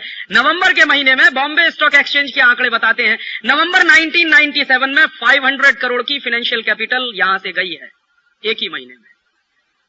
कैपिटल दो तरह की होती है, एक तो जिसको मैं असली कैपिटल मानता हूं और एक उसको नकली कैपिटल। ये फाइनेंशियल कैपिटल वो नकली कैपिटल है, जिससे देश का न तो उत्पादन बढ़ता है, न देश में रोजगार बढ़ता है, न देश का जीडीपी बढ़ता है, कुछ भी फायदा नहीं होता। और असली कैपिटल होता है तो शायद उससे देश का कुछ फायदा होता है। तो असली कैपिटल का हुआ क्या? मैं अपनी बात नहीं कह रहा, 3 दिन पहले का नवभारत टाइम्स आप उठा के देख लीजिए, आज से ठीक 3 दिन पहले का। तो उसमें भारत सरकार के उद्योग मंत्रालय की तरफ से एक विज्ञप्ति छपी है। क्या विज्ञप्ति छपी है? उसमें उद्योग मंत्रालय कह रहा है कि पिछले 7 साल में हमने जितने एग्रीमेंट साइन किए विदेशी पूंजी भारत में लाने के, उसमें से सिर्फ 1/4 विदेशी पूंजी आई है। माने जितने प्रपोजल सैंक्शन हुए हैं पिछले 7 वर्षों में फॉरेन इन्वेस्टमेंट के, उन प्रपोजल्स में 25% प्रपोजल्स एक्चुअल इन्वेस्टमेंट में कन्वर्ट हो पाए हैं। पूंजी आई कहां है फिर मार्केट? आपने तो ढोल पीटा था कि पूंजी लेके आएंगे इस देश में, पूंजी क्यों नहीं आई आपके पास? और सच्चाई यह है कि जब इस देश में ढोल पीटा जा रहा था कि विदेशी पूंजी आएगी, विदेशी पूंजी आएगी, विदेशी पूंजी आएगी, और यह तर्क दिया जाता था, हमारे देश में कुछ अर्थशास्त्री यह तर्क भी देते हैं कि बाहर से इन्वेस्टमेंट के रूप में पूंजी आए वो ज्यादा अच्छा है बनिस्बत कर्जे में ली गई पूंजी के। तो उसका तर्क कहां जाता है? तर्क वहां तक जाता है कि हमने अगर कर्जे के रूप में पूंजी ले ली है बाहर से, तो उस पर जो इंटरेस्ट पेमेंट देना पड़ता है वो ज्यादा होता है बनिस्बत बाहर से आई हुई पूंजी पर लाभांश देने के। माने विदेशों से पूंजी आए, उस पर अगर डिविडेंड देना पड़े तो वो कम है बनिस्बत उसके कि बाहर से पूंजी आए और उस पर इंटरेस्ट पेमेंट देना पड़े। तो हिसाब लगा लीजिए, विदेशी पूंजी आई जिस पर लाभांश देना है वो सिर्फ 24%। तो क्या हुआ? इसका माने बाकी 75% कहां से आई? तो बाकी 75% आई है कर्जे के रूप में। ये सरकार खुद कह रही है, मैं नहीं कह रहा। 3 दिन पहले का नवभारत टाइम्स ये खबर दे रहा है। तो इसका माने ग्लोबलाइजेशन हैज फेल्ड 100%।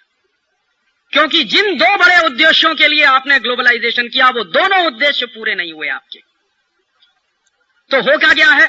इसके उल्टा बहुत कुछ हो गया है इस देश में, जिसका विश्लेषण करना बहुत जरूरी है। और मैं मानता हूं कि पिछले 7 साल में जो कुछ इस देश में ग्लोबलाइजेशन के नाम पर हुआ है उस पर व्हाइट पेपर आना ही चाहिए पार्लियामेंट में। ताकि पता तो चले कि किसने क्या क्या किया है इस देश में।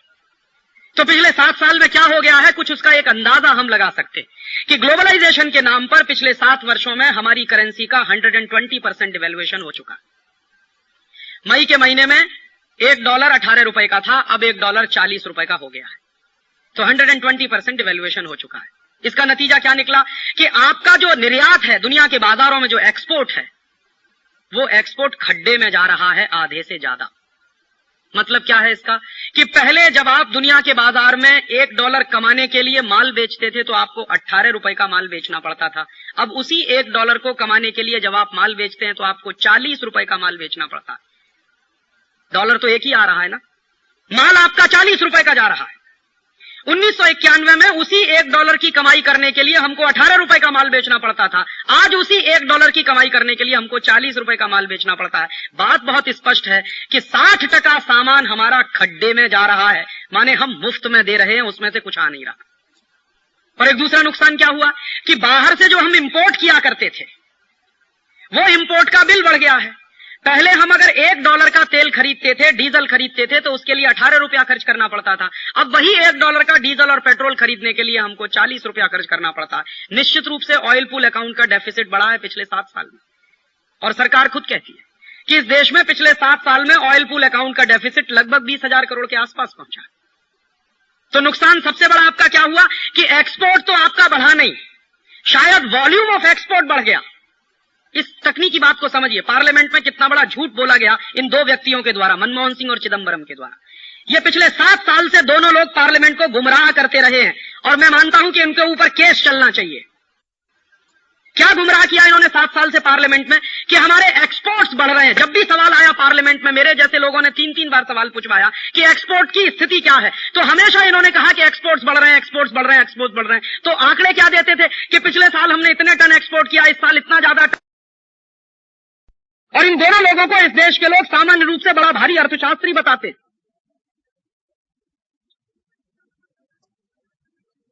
अब ये इंटेलेक्चुअल प्रोस्टिट्यूशन है कि अर्थशास्त्र है, क्या करें हम इसको कि 7 साल से पार्लियामेंट में आप झूठ बोलते रहे, पूरे देश की जनता को गुमराह करते रहे कि हमारे एक्सपोर्ट्स, वॉल्यूम ऑफ एक्सपोर्ट्स बढ़ रहे हैं। वॉल्यूम ऑफ एक्सपोर्ट से मुझे क्या लेना देना, एक्सपोर्ट अर्निंग्स बताइए कितनी बढ़ रही। अब वो बात खुली है। अब वो बात कैसे खुली है, जब सरकार जाने को हुई है तो हमारे देश के फाइनेंस सेक्रेटरी ने एक दिन कहीं कुछ कह दिया होगा, किसी पत्रकार ने उनको खींचा होगा, ड्रिल किया होगा, तो उनके मुंह से निकल गया होगा। तो उन्होंने कह दिया कि एक्सपोर्ट अर्निंग्स में तो बहुत बुरी तरह से कमी आई है पिछले 7 साल में। और अगर व्हाइट पेपर आए इस देश के पार्लियामेंट में तो आपको निश्चित रूप से पता चल सकेगा कि आपकी एक्सपोर्ट अर्निंग्स में कितनी कमी आई है। तो एक्सपोर्ट अर्निंग्स आपकी कम होती चली गई, इंपोर्ट बिल आपके बढ़ते चले गए। निश्चित रूप से क्या हुआ, ट्रेड डेफिसिट बढ़ गया। और 1991 में ग्लोबलाइजेशन के पहले जो ट्रेड डेफिसिट था इस देश में वो 2,000 करोड़ का था। आज ट्रेड डेफिसिट भारत सरकार के आंकड़ों के अनुसार 20,000 करोड़ का हो गया है। तो 20,000 करोड़ का ट्रेड डेफिसिट लेकर हम बैठे हुए हैं, और ये रिकॉर्ड हुआ है। पिछले 50 साल में भारत की अर्थव्यवस्था में 20,000 करोड़ का ट्रेड डेफिसिट कभी नहीं हुआ जो अभी हुआ है इस समय। दूसरा का नुकसान हुआ कि आपके देश में विदेशी कंपनियों को ग्लोबलाइजेशन, लिबरलाइजेशन के नाम पर खुली छूट मिली। क्या कह के कहा गया कि अगर विदेशी कंपनी नहीं आएगी तो कंपटीशन कैसे होगा मार्केट में, और कंपटीशन नहीं होगा तो भारतीय कंज्यूमर को फायदा कैसे मिलेगा मार्केट में। तो विदेशी कंपनियों को खुली छूट देनी ही पड़ेगी ताकि डोमेस्टिक इंडस्ट्री कंपटीशन में आ सके। तो आप देखिए, जब ग्लोबलाइजेशन शुरू हुआ था, नया था, तो पेप्सी आया था, कोका कोला आया था, और इस देश में उनको बुलाया गया था। उसी के साथ साथ एक इंडियन कॉम्पिटिटर भी था, पार्ले प्रोडक्ट्स। तो उसका थम्स अप था मार्केट में, उसका लिम्का था मार्केट में, कोका कोला था मार्केट में, और लहर पेप्सी था मार्केट में। तो 2 बाहर से आई हुई कंपनियां थी और एक इंडियन कंपनी थी। और इंडियन कंपनी पार्ले प्रोडक्ट्स तो बहुत बड़ी है, इसके साथ साथ कैंपा भी था, चरणजीत सिंह वाला 777 जो बेचा करता था। और कैंपा के साथ साथ एक और था, गोल्ड स्पॉट। भले ही छोटी कंपनी थी लेकिन मार्केट में कॉम्पिटिटर के रूप में तो उनकी हैसियत थी ही। तो क्या हुआ कि नया जब ग्लोबलाइजेशन शुरू हुआ था तो ऐसा माना जाता है कि उस समय कंपटीशन नहीं था। कंपटीशन तो तब होगा जब मल्टीनेशनल को खुली छूट मिलेगी। तो उस समय क्या होता था, आप प्राइसिंग में पैरिटी करके देख लीजिए। हिंदुस्तान में जब पेप्सी नया बिकने के लिए आया, कोका कोला नया बिकने के लिए आया, तो उस समय पेप्सी की बोतल बिकती थी 3.25 रुपए की, 3 रुपए 25 पैसे की पूरे देश में। कोका कोला भी 3.25 रुपए का था। और थम्स अप उस समय 3.5 रुपए का था, तो थम्स अप वाले को भी अपने दाम कुछ कम करने पड़े, उसने भी 3.25 रुपए का किया। तो पेप्सी 3.25 रुपए का, कोका कोला 3.25 रुपए का, गोल्ड स्पॉट भी 3.25 रुपए का, माने नॉर्मल 3 रुपए 25 पैसे से 3 रुपए 50 पैसे के रेंज में सभी बोतलें बिका करती थी इस देश में। फिर क्या हुआ, चूंकि विदेशी कंपनियों को खुली छूट है, उन्होंने मार्केट में इंडियन कंपनियों को टेक ओवर करना शुरू कर दिया, जैसे साउथ कोरिया में हुआ। साउथ कोरिया की बड़े बड़े पब्लिक सेक्टर और वहां के प्राइवेट सेक्टर की कंपनियों को जिस तरह से अमेरिकन कंपनियों ने टेक ओवर किया, वैसे ही भारत में भी शुरू हो गया। तो क्या हुआ, एक दिन हमको अखबार में खबर मिली कि पूरा का पूरा पार्ले प्रोडक्ट चला गया कोका कोला के कंट्रोल में। अब आप जरा इस बात पर ध्यान दीजिए कि पेप्सी और कोका कोला अगर इस देश में कंपटीशन करने के लिए आए थे, तो उन्होंने पार्ले को टेक ओवर क्यों किया? अगर आप मानते हैं कि वो बहुत बड़े कॉम्पिटिटर हैं, तो पहलवान बनकर कुश्ती लड़ते भारत के बाजार में आके, और पार्ले भी चलता, गोल्ड स्पॉट भी चलता, पेप्सी भी चलता, कोका कोला भी चलता, तभी तो मैं मानता कि कंपटीशन है। तो मेरे मन में अक्सर यह प्रश्न उठता है कि अगर वो कंपटीशन करने आए तो उन्होंने क्यों टेक ओवर किया पार्ले प्रोडक्ट को? और भारत सरकार अगर ये कहती है कि हम कंपटीशन चाहते हैं मार्केट में, तो भारत सरकार ने क्यों टेक ओवर होने दिया पार्ले प्रोडक्ट को? क्योंकि ये बात तो भारत सरकार भी जानती थी कि अगर पार्ले चला जाएगा तो उनके सामने कोई कॉम्पिटिटर नहीं रहेगा। गोल्ड स्पॉट की कोई औकात नहीं थी, कैंपा की कोई औकात नहीं थी, चिरंजीत सिंह पहले ही सरेंडर कर चुके थे उनके सामने, और वो तो तैयार बैठे थे कि अगर पार्ले जाता है तो हम भी किसी न किसी कंपनी के साथ कोई ना कोई ज्वाइंट वेंचर कर लेंगे। तो हुआ क्या, कंपटीशन के नाम पर मल्टीनेशनल की मार्केट में मोनोपोली एस्टेब्लिश हो, इसके लिए भारत सरकार ने खुली छूट दी और कोका कोला ने पार्ले को टेक ओवर कर लिया। पार्ले चला गया और मार्केट से धीरे धीरे जितने इंडियन कॉम्पिटिटर थे सब मार्केट से बाहर हो गए, या तो पेप्सी के कब्जे में चले गए या कोका कोला के कब्जे में चले गए। अब देखिए कितना कंपटीशन हो रहा है इस मार्केट में कि 3.25 रुपए में जो पेप्सी कोला बिकता था, अब वो 10 रुपए में हम पी रहे हैं और कह रहे हैं कंपटीशन हो रहा है मार्केट में, और झक मार के पी रहे हैं। क्योंकि दो ही चॉइस है, या तो पेप्सी पीजिए या कोका कोला पीजिए, और दोनों ही चॉइस आप करेंगे, पैसा अमेरिका ही जाने वाला है। आपके लिए दो ही तो चॉइस है इस समय मार्केट में। आप कहेंगे मैं सिट्रा पीऊंगा, तो सिट्रा के नीचे देख लीजिए लिखा हुआ क्या है, कंट्रोल्ड बाय कोका कोला। आपको लगता है मैंगो फ्रूटी पीऊंगा, तो मैंगो फ्रूटी के नीचे देख लीजिए क्या लिखा हुआ है। कोई भी बोतल मार्केट में सॉफ्ट ड्रिंक की चाहे जिस नाम से बिकती हो आप पी लीजिए, पैसा आपका अमेरिका ही जाने वाला है। और मैं पूछना यह चाहता हूं आप सबसे कि 3.25 रुपए में जब पेप्सी बिकता था तब ज्यादा कंपटीशन था, या अब 10 रुपए में बिक रहा है तब ज्यादा कंपटीशन है? माने हमने ग्लोबलाइजेशन के नाम पर इंडियन मार्केट में मल्टीनेशनल को मोनोपोली बनाने की खुली छूट दी है। तो दूसरा बड़ा झूठ इस देश के लोगों से यह बोला गया है कि हम मल्टीनेशनल्स को बुला रहे हैं तो कंपटीशन होगा मार्केट में। आपने कंपटीशन के लिए नहीं बुलाया, आपने उनकी मोनोपोली एस्टेब्लिश करने के लिए मार्केट में बुलाया। ऐसे एक दूसरा उदाहरण आपको देना चाहता हूं कि ढेर सारी कॉस्मेटिक्स की अमेरिकन कंपनियां इंडियन मार्केट में आई हैं। उनमें सबसे बड़ी कंपनी है रेवलॉन, अमेरिका की सबसे बड़ी कॉस्मेटिक्स की कंपनी, उसको आपने मार्केट में खुली छूट दी है। तो क्या कंपटीशन था? जब रेवलॉन मार्केट में आया तो हिंदुस्तान लीवर भी था मार्केट में, जो आधा विदेशी आधा स्वदेशी मानता था, अब तो उनकी मेजॉरिटी इक्विटी हो गई है मार्केट में।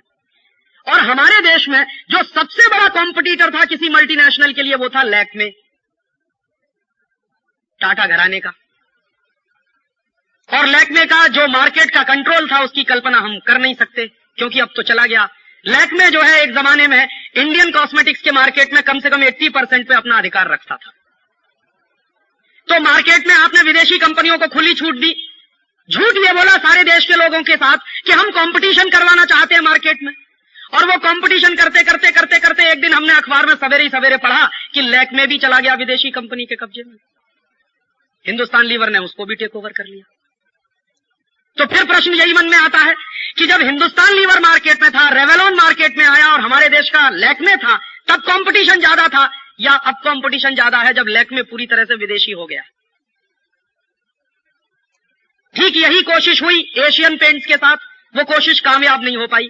आईसीआई कंपनी ने एशियन पेंट्स को टेक ओवर करने की पूरी कोशिश की, उसमें वो सफल नहीं हो पाए। एक भारतीय शेयर होल्डर के मन में थोड़ी राष्ट्रीयता पैदा हो गई, इसलिए उसने मना कर दिया कि नहीं बेचूंगा। ऐसे हालांकि कम लोग मिलते हैं इस देश में। तो वो कोशिश उनकी फेल हो गई। अदरवाइज तो इस देश की सबसे बड़ी प्राइवेट सेक्टर की सबसे बड़ी डोमेस्टिक कंपनी जो पेंट्स बनाती है, एशियन पेंट, वो चली गई होती आईसीआई के कंट्रोल में। तो कंपटीशन हो कहां रहा है? मार्केट में तो मोनोपोली होती चली जा रही है। हम देख रहे हैं, हमारी आंखों के सामने मोनोपोली हो रही है। कंपटीशन देने वाला पहले कभी टॉम को हुआ करता था मार्केट में, वो टॉम को चला गया हिंदुस्तान लीवर के पेट में। तो कंपटीशन देने वाले इस देश में जो 36 बड़े इंडस्ट्रियल एम्पायर थे, वो तो जा चुके हैं पिछले 7 साल में विदेशी कंपनियों के पेट में। तो कंपटीशन हुआ है कि मोनोपोली एस्टेब्लिश हुई है मार्केट में। और मैं आपको एक जानकारी के लिए कह दूं कि विदेशी कंपनियां, मल्टीनेशनल कंपनियां कभी भी कंपटीशन में विश्वास नहीं रखती, ये आप जान लीजिए। वो हमेशा कार्टेलाइजेशन में विश्वास रखते, वो कार्टेल्स बनाते। और ये जो चक्कर हमारे देश में चल रहा है कंपटीशन के नाम पर, कंट्रोलिंग का पूरी इकोनॉमी को, पूरे मार्केट में मोनोपोली का, ये चक्कर इस समय अमेरिका में भी चल रहा है और यूरोप में भी चल रहा है। अमेरिका की बड़ी बड़ी कंपनियां आपस में मर्ज कर रही हैं। आईबीएम और आईसीएल दोनों के मर्ज होने की तैयारी चल रही है इस समय। बोइंग और जनरल मोटर्स आपस में मर्ज करने को तैयार बैठे हैं। रथियन कॉर्पोरेशन मर्ज करना चाहता है जनरल इलेक्ट्रिक के साथ। तो सारी के सारे अमेरिकन इकोनॉमी में हम देख रहे हैं कि सिवाय कार्टेलाइजेशन के कुछ हो नहीं रहा है। और वहां क्या हो रहा है, जो भी कंपनी मार्केट में कंपटीशन दे सकती है उसको या तो टेक ओवर कर लो या मार्केट से उसको आउट कर दो। आइदर कोऑप्ट और करप्ट, यही प्रिंसिपल है डेमोक्रेसी का। वही प्रिंसिपल मार्केट में है मल्टीनेशनल्स के माध्यम से कि या तो इंडियन कंपनियों को टेक ओवर कर लो या उनको मार्केट से आउट कर दो, किसी भी तरीके से। ये इनके इन प्रकार है। तो कंपटीशन हुआ कहां है मार्केट में पिछले 7 साल में। और फिर एक दूसरी बात और कहना चाहता हूं आपसे कि कंपटीशन किसका किसके बीच हो सकता है। कंपटीशन शब्द की डेफिनेशन है, अगर उसको समझने की हम कोशिश करें तो कोई 19-20 का पार्टनर हो तो उनमें कंपटीशन हुआ करता है।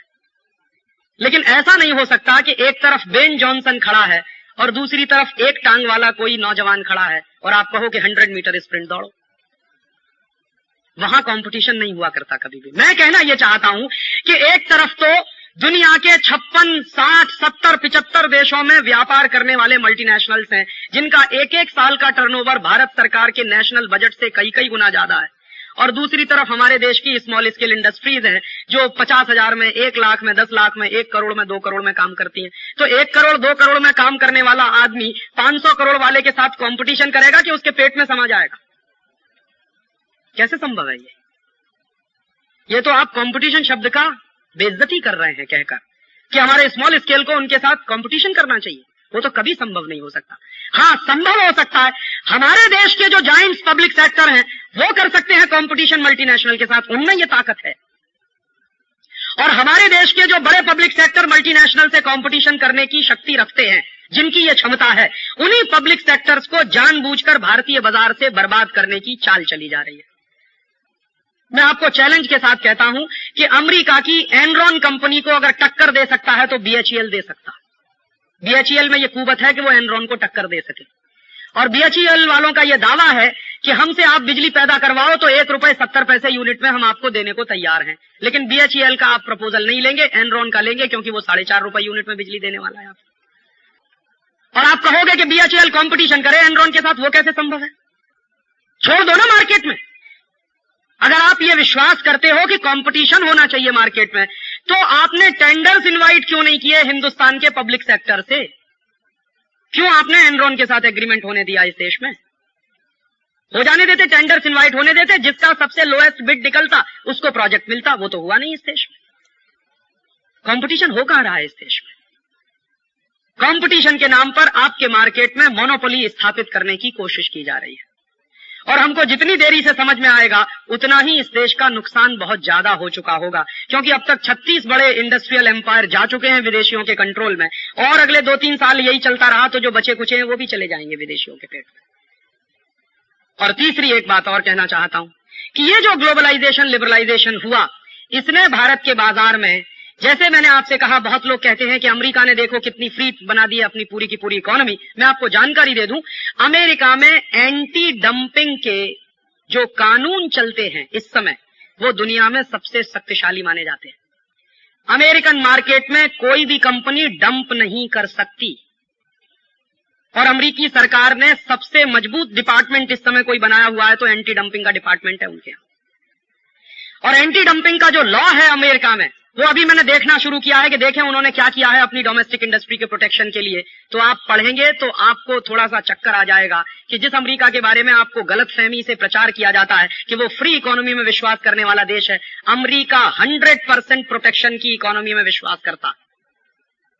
और उसका सबूत है कि उन्होंने अपने देश में एंटी डंपिंग का कानून जो कभी बनाया हुआ था, उन्होंने 40 साल पहले उसको रिन्यू किया है और उसको इतना सख्त बना दिया है कि दुनिया के कोई भी देश का माल अमेरिकन मार्केट में डंप नहीं हो सकता। और अगर आपने डंप करने की कोशिश की तो वो आपको सबक सिखा सकते हैं। फॉर एग्जाम्पल, एक बार हिंदुस्तान के स्कर्ट्स एक्सपोर्ट करने वाले लोगों ने अमेरिकन मार्केट में स्कर्ट्स को डंप करने की कोशिश की, तो अमेरिकी सरकार ने बहुत सख्ती के साथ अपने कानून का इस्तेमाल किया उसका। और उसका नतीजा क्या निकला? 2 तरह से उन्होंने इस्तेमाल किया। एक तो पेनल्टी लगा दी जो इंडियन एक्सपोर्टर्स अमेरिकन मार्केट में काम करने वाले थे, दूसरा इंडियन स्कर्ट्स के बॉयकॉट का नारा भी दे दिया बिल क्लिंटन ने। और एक दिन बिल क्लिंटन ने वॉशिंगटन डीसी चौराहे पर इंडियन स्कर्ट्स की होली जला दी और पूरे अमेरिकन लोगों से कहा कि बॉयकॉट अमेरिकन स्कर्ट्स। क्यों? क्योंकि वो डंप कर रहे हैं हमारे मार्केट में। तो इंडियन एक्सपोर्टर सीधे हो गए, जो डंप करने की कोशिश कर रहे थे वो बिल्कुल सीधे हो गए। और अब अमेरिकी शर्तों पर यहां से स्कर्ट जा रहा है। और आपको मैं जानकारी दे दूं कि यहां से जितना स्कर्ट जा रहा है अमेरिका में, उसका कोटा फिक्स है। बहुत कम लोग ये बात जानते हैं। हिंदुस्तान से जितना बेस्ट क्वालिटी का टेक्सटाइल और कपड़ा अमेरिका में जाता है, यूरोप में जाता है, उसका कोटा फिक्स है। और आप उस कोटे से 1% ज्यादा नहीं डंप कर सकते उनके मार्केट में। एक तरफ अमेरिका हमसे ये उम्मीद करता है कि तुम तुम्हारा पूरा बाजार खोल दो, तुम अपनी डोमेस्टिक इंडस्ट्रीज को प्रोटेक्ट मत करो। दूसरी तरफ अमेरिका अपनी डोमेस्टिक इंडस्ट्रीज को प्रोटेक्ट करने के लिए कोटा सिस्टम आज भी चलाता है। और हमारे पास सबसे ज्यादा एक्सपोर्ट करने लायक है क्या? हमारे पास एक्सपोर्ट करने लायक सबसे ज्यादा अगर है तो या तो टेक्सटाइल है या हमारे पास कुछ प्राइमरी प्रोडक्ट्स हैं। दोनों ही स्थितियों में उन्होंने कोटा फिक्स कर रखा है, आप इससे ज्यादा कर नहीं सकते। और कैसे अमेरिकन इंडस्ट्रीज को प्रोटेक्ट किया है अमेरिकन गवर्नमेंट ने, उसकी समझ देखिए, सूझ देखिए कि भारत से कालीन निर्यात होता है, गलीचा, पता नहीं मराठी में उसको क्या कहते हैं मुझे मालूम, कारपेट। तो कारपेट हमारे देश से बेस्ट क्वालिटी का एक्सपोर्ट होता, अमेरिका में जाता, यूरोप में भी जाता। तो हमारे कारपेट ने जब वहां मार्केट बनाना शुरू किया तो अमेरिकन सरकार ने हल्ला मचाना शुरू किया कि इंडियन कारपेट बनाने में चाइल्ड लेबर लगता, इसलिए इसको बैन करो। तो चाइल्ड लेबर के नाम पर हमारे देश के कारपेट पर उन्होंने कोटा फिक्स कर दिया। और देखिए इनका 2 मुहा चरित्र देखिए कि अमेरिका में अगर 14 साल का बच्चा फैक्ट्री में काम करता है और पढ़ाई करता है तो कहते हैं ये सेल्फ सफिशिएंट है, सेल्फ रिलायंट है। और मेरे देश में कोई बच्चा अपने मां बाप के साथ मिलकर कालीन बनाता है अपने घर में बैठ के तो कहते हैं चाइल्ड लेबर है। ये दोहरा स्टैंडर्ड देखिए। और आपको मैं जानकारी दे दूं, ILO की रिपोर्ट के अनुसार अमेरिकन इंडस्ट्रीज में इस समय लगभग 20 मिलियन बच्चे हैं जो काम कर रहे हैं, जिनकी उम्र 14 साल के आसपास है। कोई प्रश्न नहीं पूछता कि तुम्हारे यहां चाइल्ड लेबर है। वहां वो कहते हैं कि ये तो इकोनॉमिक सेल्फ डिपेंडेंट बच्चे हैं, सेल्फ सफिशिएंट है, सेल्फ रिलायंट है। देखो कितना काम करते हैं, अपने पेट का भी जुगाड़ करते हैं और पढ़ाई भी करते हैं। तो मेरे देश में जब कोई बच्चा करने की कोशिश करता है तो कहते चाइल्ड लेबर है। तो जहां मेरा एक्सपोर्ट ज्यादा हो सकता था अमेरिकन मार्केट में, चूंकि मेरे पास कालीन बहुत अच्छी क्वालिटी का है, वहीं पर उन्होंने मार पीटना शुरू कर दिया। और फिर क्या कहना शुरू कर दिया कि इंटरनेशनल लेबर स्टैंडर्ड के अनुसार आपके यहां मजदूरी कम दी जाती है। तो आप जरा एक छोटी सी बात समझने की कोशिश करिए।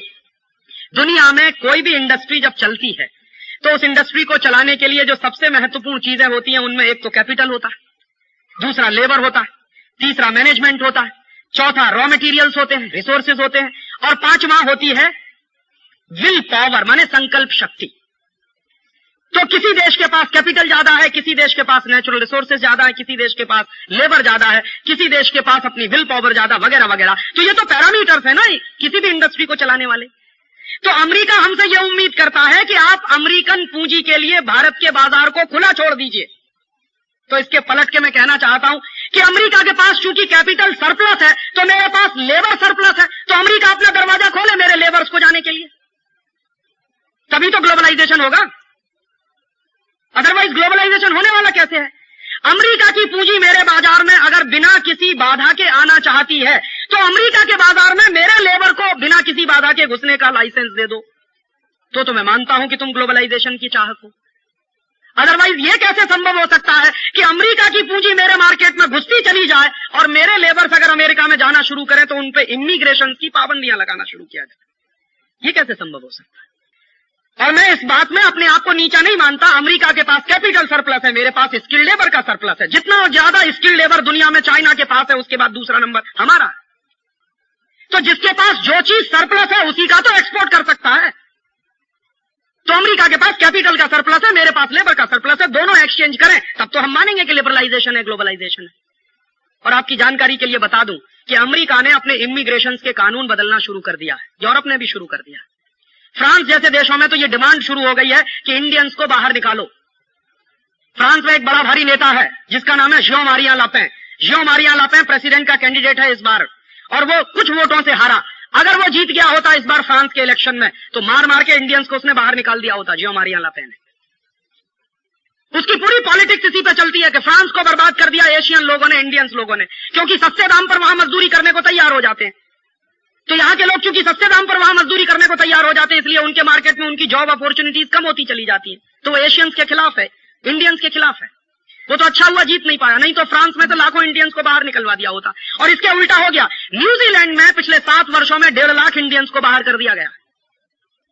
कहां ग्लोबलाइजेशन हो रहा है? वो तो अपने डोमेस्टिक प्रोटेक्शन के काम कर रहे हैं। ये हम बेवकूफ हैं जो समझ नहीं पा रहे हैं। वो अपनी डोमेस्टिक इंडस्ट्रीज को प्रोटेक्ट करने के लिए बराबर कानून बदलते चले जा रहे हैं, हमको समझ में नहीं आ रहा। और आपको एक ताजा जानकारी दे दूं, हो सकता है आपको आश्चर्य हो जाए, मुझे भी आश्चर्य हुआ। अभी 15-17 दिन पहले मुझे पता चला अमेरिकन पार्लियामेंट ने अपनी डोमेस्टिक इंडस्ट्रीज को प्रोटेक्ट करने के लिए अमेरिकन पार्लियामेंट से एक कानून पारित करवा दिया है। उसका नाम है बाय अमेरिकन एक्ट। और मेरे एक दोस्त ने मुझको बताया कि मैंने तो उससे कहा कि बिना देरी किए हुए उस कानून की कॉपी मुझे चाहिए, मैं देखना चाहता हूं कि किया क्या है उन्होंने। और वो कानून की कॉपी मेरे पास आ गई है। और वो कानून पिछले 3 महीने से वहां डिस्कशन में था पार्लियामेंट में, अभी पारित हो गया। तो उस कानून को मैं आजकल पढ़ रहा हूं तो कितनी चतुराई के साथ अमेरिका ने अपनी डोमेस्टिक इंडस्ट्रीज के प्रोटेक्शन की व्यवस्था की है। एक भी इंडस्ट्री अमेरिका ने ऐसी नहीं छोड़ी जो उस कानून की परिधि के बाहर हो। और उस कानून की प्रस्तावना में सबसे पहला वाक्य बहुत स्पष्ट कह दिया है कि चूंकि यह कानून अमेरिकन पार्लियामेंट से पारित हुआ है और अमेरिकन पार्लियामेंट सॉवरेन है, इसलिए कोई भी इंटरनेशनल लॉ इस कानून को बदलवा नहीं सकेगा। बात खत्म हो गई, किस्सा ही खत्म कर दिया उन्होंने। माने कभी हमारे जैसे देश WTO में जाएं, गेट में जाएं, उनकी शिकायत करें और शिकायत के आधार पर अमेरिकन डोमेस्टिक लॉज को बदलवाने की कोशिश करें, तो उन्होंने बिल्कुल स्पष्ट लिखवा दिया कि हमारी पार्लियामेंट सॉवरेन है और इस पार्लियामेंट का पारित किया हुआ ये कानून है, इसलिए इसको कोई नहीं बदलवा सकता। और अपनी डोमेस्टिक इंडस्ट्रीज को प्रोटेक्ट करने की इतनी सुंदर व्यवस्था उन्होंने की है। तो मैं प्रश्न ये पूछना चाहता हूं कि अगर अमेरिकन पार्लियामेंट में बाय अमेरिकन एक्ट पारित हो सकता है तो इंडियन पार्लियामेंट में बाय इंडियन एक्ट क्यों नहीं पारित हो सकता?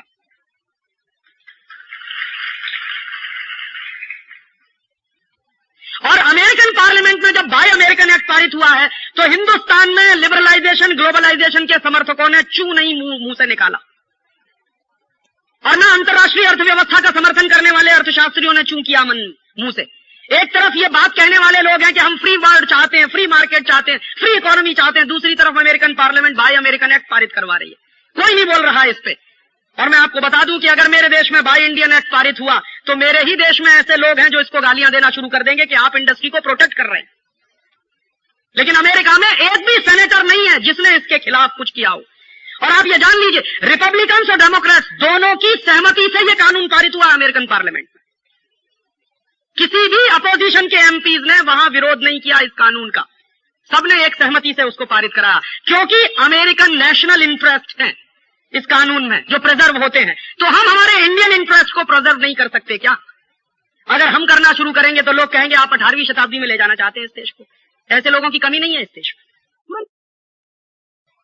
ग्लोबलाइजेशन के नाम पर जो 1991 तक डंपिंग का कानून था उसको इतना ढीला कर दिया गया है कि इस समय हिंदुस्तानी बाजार में बिल्कुल मुफ्त के दाम में विदेशियों का माल बिकना चालू है।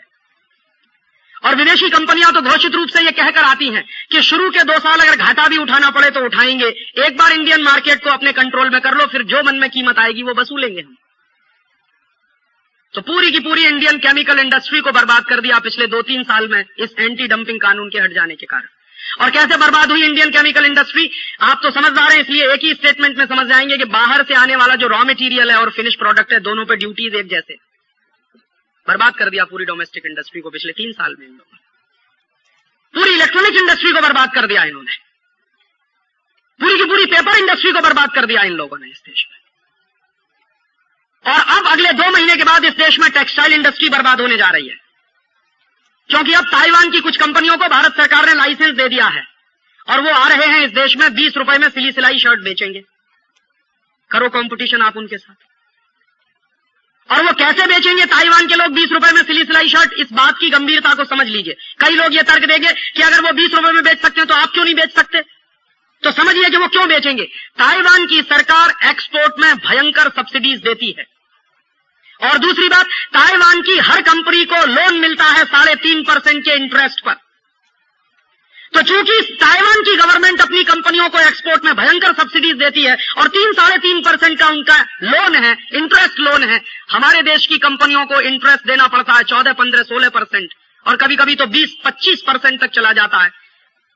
और भारतीय सरकार बिल्कुल समर्थन नहीं करती हमारी कंपनियों का। ताइवान की सरकार तो अपनी कंपनियों के पीछे खड़ी हुई है।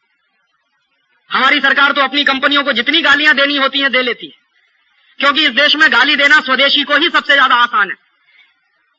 एक फैशन बन गया है स्वदेशी को गाली देना। अपने देश को गाली देना प्रोग्रेसिव होना माना जाता है, अपनी संस्कृति को गाली देना प्रोग्रेसिव होना माना जाता है, और स्वदेशी को गाली देना भी प्रोग्रेसिव होना माना जाता है। परेशानी तो इस बात की है इस देश में कि यहां जो अपने देश को जितनी ज्यादा गाली दे, जो अपनी संस्कृति को जितनी बुरी भली कह दे, जो अपने देश के स्वदेशी को जितना बुरा भला कह दे, वो उतना ही अधिक प्रोग्रेसिव, इतना ही बड़ा इंटेलेक्चुअल। ये तो डेफिनेशन है इस देश की। और जो यहां स्वदेशी का समर्थन करे, जो भारतीय संस्कृति का समर्थन करे, जो अपने राष्ट्र की बात करे, राष्ट्रीयता की बात करे, राष्ट्र धर्म की बात करे, वो कहते हैं ये सब 18वीं शताब्दी के भोंपू हैं। और इन बेवकूफों को मालूम नहीं है कि राष्ट्रीयता कभी भी 18वीं और 21वीं शताब्दी की नहीं हुआ करती। राष्ट्रीयता हमेशा नवीन होती है, चिर नवीन हुआ करती। और स्वदेशी कभी पुराना नहीं हुआ करता। स्वदेशी जितना जरूरी 18वीं शताब्दी में था उतना ही जरूरी 21वीं शताब्दी में भी है। नहीं तो अमेरिका को बाय अमेरिकन एक्ट नहीं बनाना पड़ता। बाय अमेरिकन एक्ट माने क्या? अमेरिका अपने देश में स्वदेशी को बढ़ाना चाहता है, सीधी सी बात। तो स्वदेशी जितना महत्वपूर्ण था 19वीं शताब्दी में उतना ही आज भी है, और ये कभी पुराना नहीं हुआ करता। कई बार आप ये गलत स्टेटमेंट मत करिएगा कभी भी गलती से कि हम 18वीं शताब्दी में जाना चाहते हैं। ये 18वीं शताब्दी में जाना नहीं है। शायद आने वाली 21वीं शताब्दी के यही 2 बड़े नारे होंगे, स्वदेशी और सेल्फ रिलायंस। और हो सकता है ये प्रोग्रेसिव होने की एक बड़ी निशानी माना जाए। हमारे यहां तो तकलीफ ये है कि हमको किसी को राष्ट्रीयता की बात भी सिखानी पड़ती है तो जापान का उदाहरण देना पड़ता है। इससे ज्यादा तकलीफ की बात और क्या होगी इस देश में, कि मुझे मेरे देश में किसी को राष्ट्रीयता सिखानी है तो जापान का उदाहरण देना पड़ता है, फ्रांस का पड़ता है, चीन का देना पड़ता है, फलाने का ढिमाके का। मैं मेरे देश के उदाहरण को देकर इस देश में राष्ट्रीयता नहीं सिखा सकता। ये प्रॉब्लम्स हैं इस देश की, सीरियस प्रॉब्लम्स हैं। और ये प्रॉब्लम सबसे ज्यादा इस देश में पढ़े लिखे लोगों में है, ये भी मैं आपको बता दूं। जो गांव में रहने वाला साधारण आदमी है वो तुरंत समझ जाता है कि राजीव भाई आप क्या कहना चाहते हैं, लेकिन जो जितना बड़ा डिग्री होल्डर है वो उतना ही ज्यादा तर्क करता है कि राजीव भाई आप कुछ कहना भी चाहते हैं कि नहीं कहना चाहते। पे भी इस देश में बहस हो सकती है, स्वदेशी पर भी बहस हो सकती है। ये वही वर्ग है इस देश में। और एक बात और कह दूं, ये वो वर्ग है इस देश में जो अंग्रेजों के साथ गुलामी में पला है, बड़ा हुआ है, अंग्रेजियत पे पला के बड़ा हुआ है। तकलीफ इस वर्ग की ये है। और यही वर्ग था जो अंग्रेजों का सबसे ज्यादा समर्थक था इस देश में।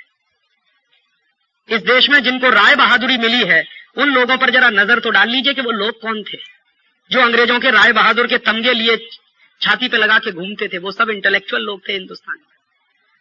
और अंग्रेजों के खिलाफ लड़ाई लड़ने वाला वो गांव का किसान था, मजदूर था। वही तकलीफ आज भी इस देश में है। हम देखते हैं, इस बात को समझते हैं, महसूस करते हैं। और अंत में आपसे 1-2 बात और कहना चाहता हूं कि ये जो ग्लोबलाइजेशन, लिबरलाइजेशन के नाम पर जो कुछ हो रहा है इस देश में, उस पर गंभीरता से आंखें खोलकर जो सच्चाइयां हैं उनको सामने लाकर विचार करने की कोशिश करिए।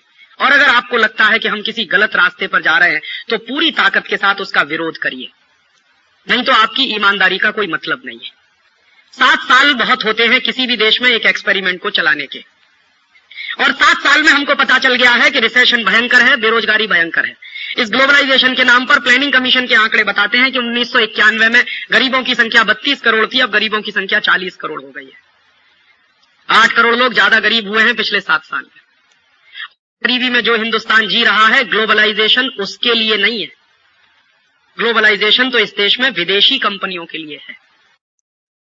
और कोई मुझसे पूछता है कि राजीव भाई, अगर आप जैसे विचार का आदमी ग्लोबलाइजेशन करे तो क्या चीज ध्यान में रखेगा? अगर मेरे जैसे आदमी को ग्लोबलाइजेशन करने की जरूरत पड़ी तो मुझे हिंदुस्तान के गरीब दिखाई देंगे और न्यूक्लियस में वो रहेंगे, ना कि विदेशी पूंजी और विदेशी कंपनियां। अगर हमको ग्लोबलाइजेशन करने की जरूरत भी पड़ेगी तो हमारे पैरामीटर्स क्या होंगे? हमारे पैरामीटर्स विदेशी पूंजी के नहीं होंगे, हमारे पैरामीटर्स विदेशी कंपनियों के नहीं होंगे, हमारे पैरामीटर्स में होंगे हिंदुस्तान के 40 करोड़ गरीबी की रेखा के नीचे रहने वाले लोग। ग्लोबलाइजेशन से तो आपने इस देश के गरीबों को जिंदा रहने का भी अधिकार छीन लिया है, क्योंकि इस ग्लोबलाइजेशन के नाम पर 50 पैसे किलो वाला नमक अब 8 रुपए किलो में बिक रहा है। करोड़ों गरीबों को इस देश में सिवाय नमक के रोटी खाने के अलावा कुछ दूसरी चीज सपने में भी नहीं आती है। आप जिस वर्ग से आते हैं, आप शायद तुअर की दाल खा सकते हैं, बासमती चावल खा सकते हैं, 2 सब्जियां खा सकते हैं। हिंदुस्तान में 40 करोड़ लोग तो रोटी से नमक मिलाकर या रोटी को मिर्ची के साथ मिलाकर खाते हैं। और उन 40 करोड़ लोगों में जिनके पास ऑन एन एवरेज एक दिन में खर्च करने के लिए 5 रुपया भी नहीं है, उनको अगर आप 8 रुपए किलो का नमक बेच रहे हैं तो आप ये कर क्या रहे हैं? ये ग्लोबलाइजेशन नहीं हो रहा है, ये इकोनॉमिक रिकॉलोनाइजेशन हो रहा है इस देश का। लेकिन मेरे देश में आजादी के 50 साल के बाद अब नमक पर इतना भयंकर टैक्स है कि 50 पैसे किलो वाला नमक 8 रुपए किलो में बिक रहा है और इस देश में कोई उफ नहीं कर रहा है। आपकी मजबूरी मैं समझ सकता हूं, क्योंकि आपके पास प्रचुर मात्रा में संपत्ति है, तो आपके लिए नमक 8 रुपए किलो का बिके या 50 रुपए किलो का, आपसे कोई फर्क नहीं पड़ता। लेकिन तकलीफ उन लोगों की है जो 40 करोड़ की संख्या में है और जिनके पास एक दिन में खर्च करने के लिए 5 रुपया नहीं है। तकलीफ उनकी है।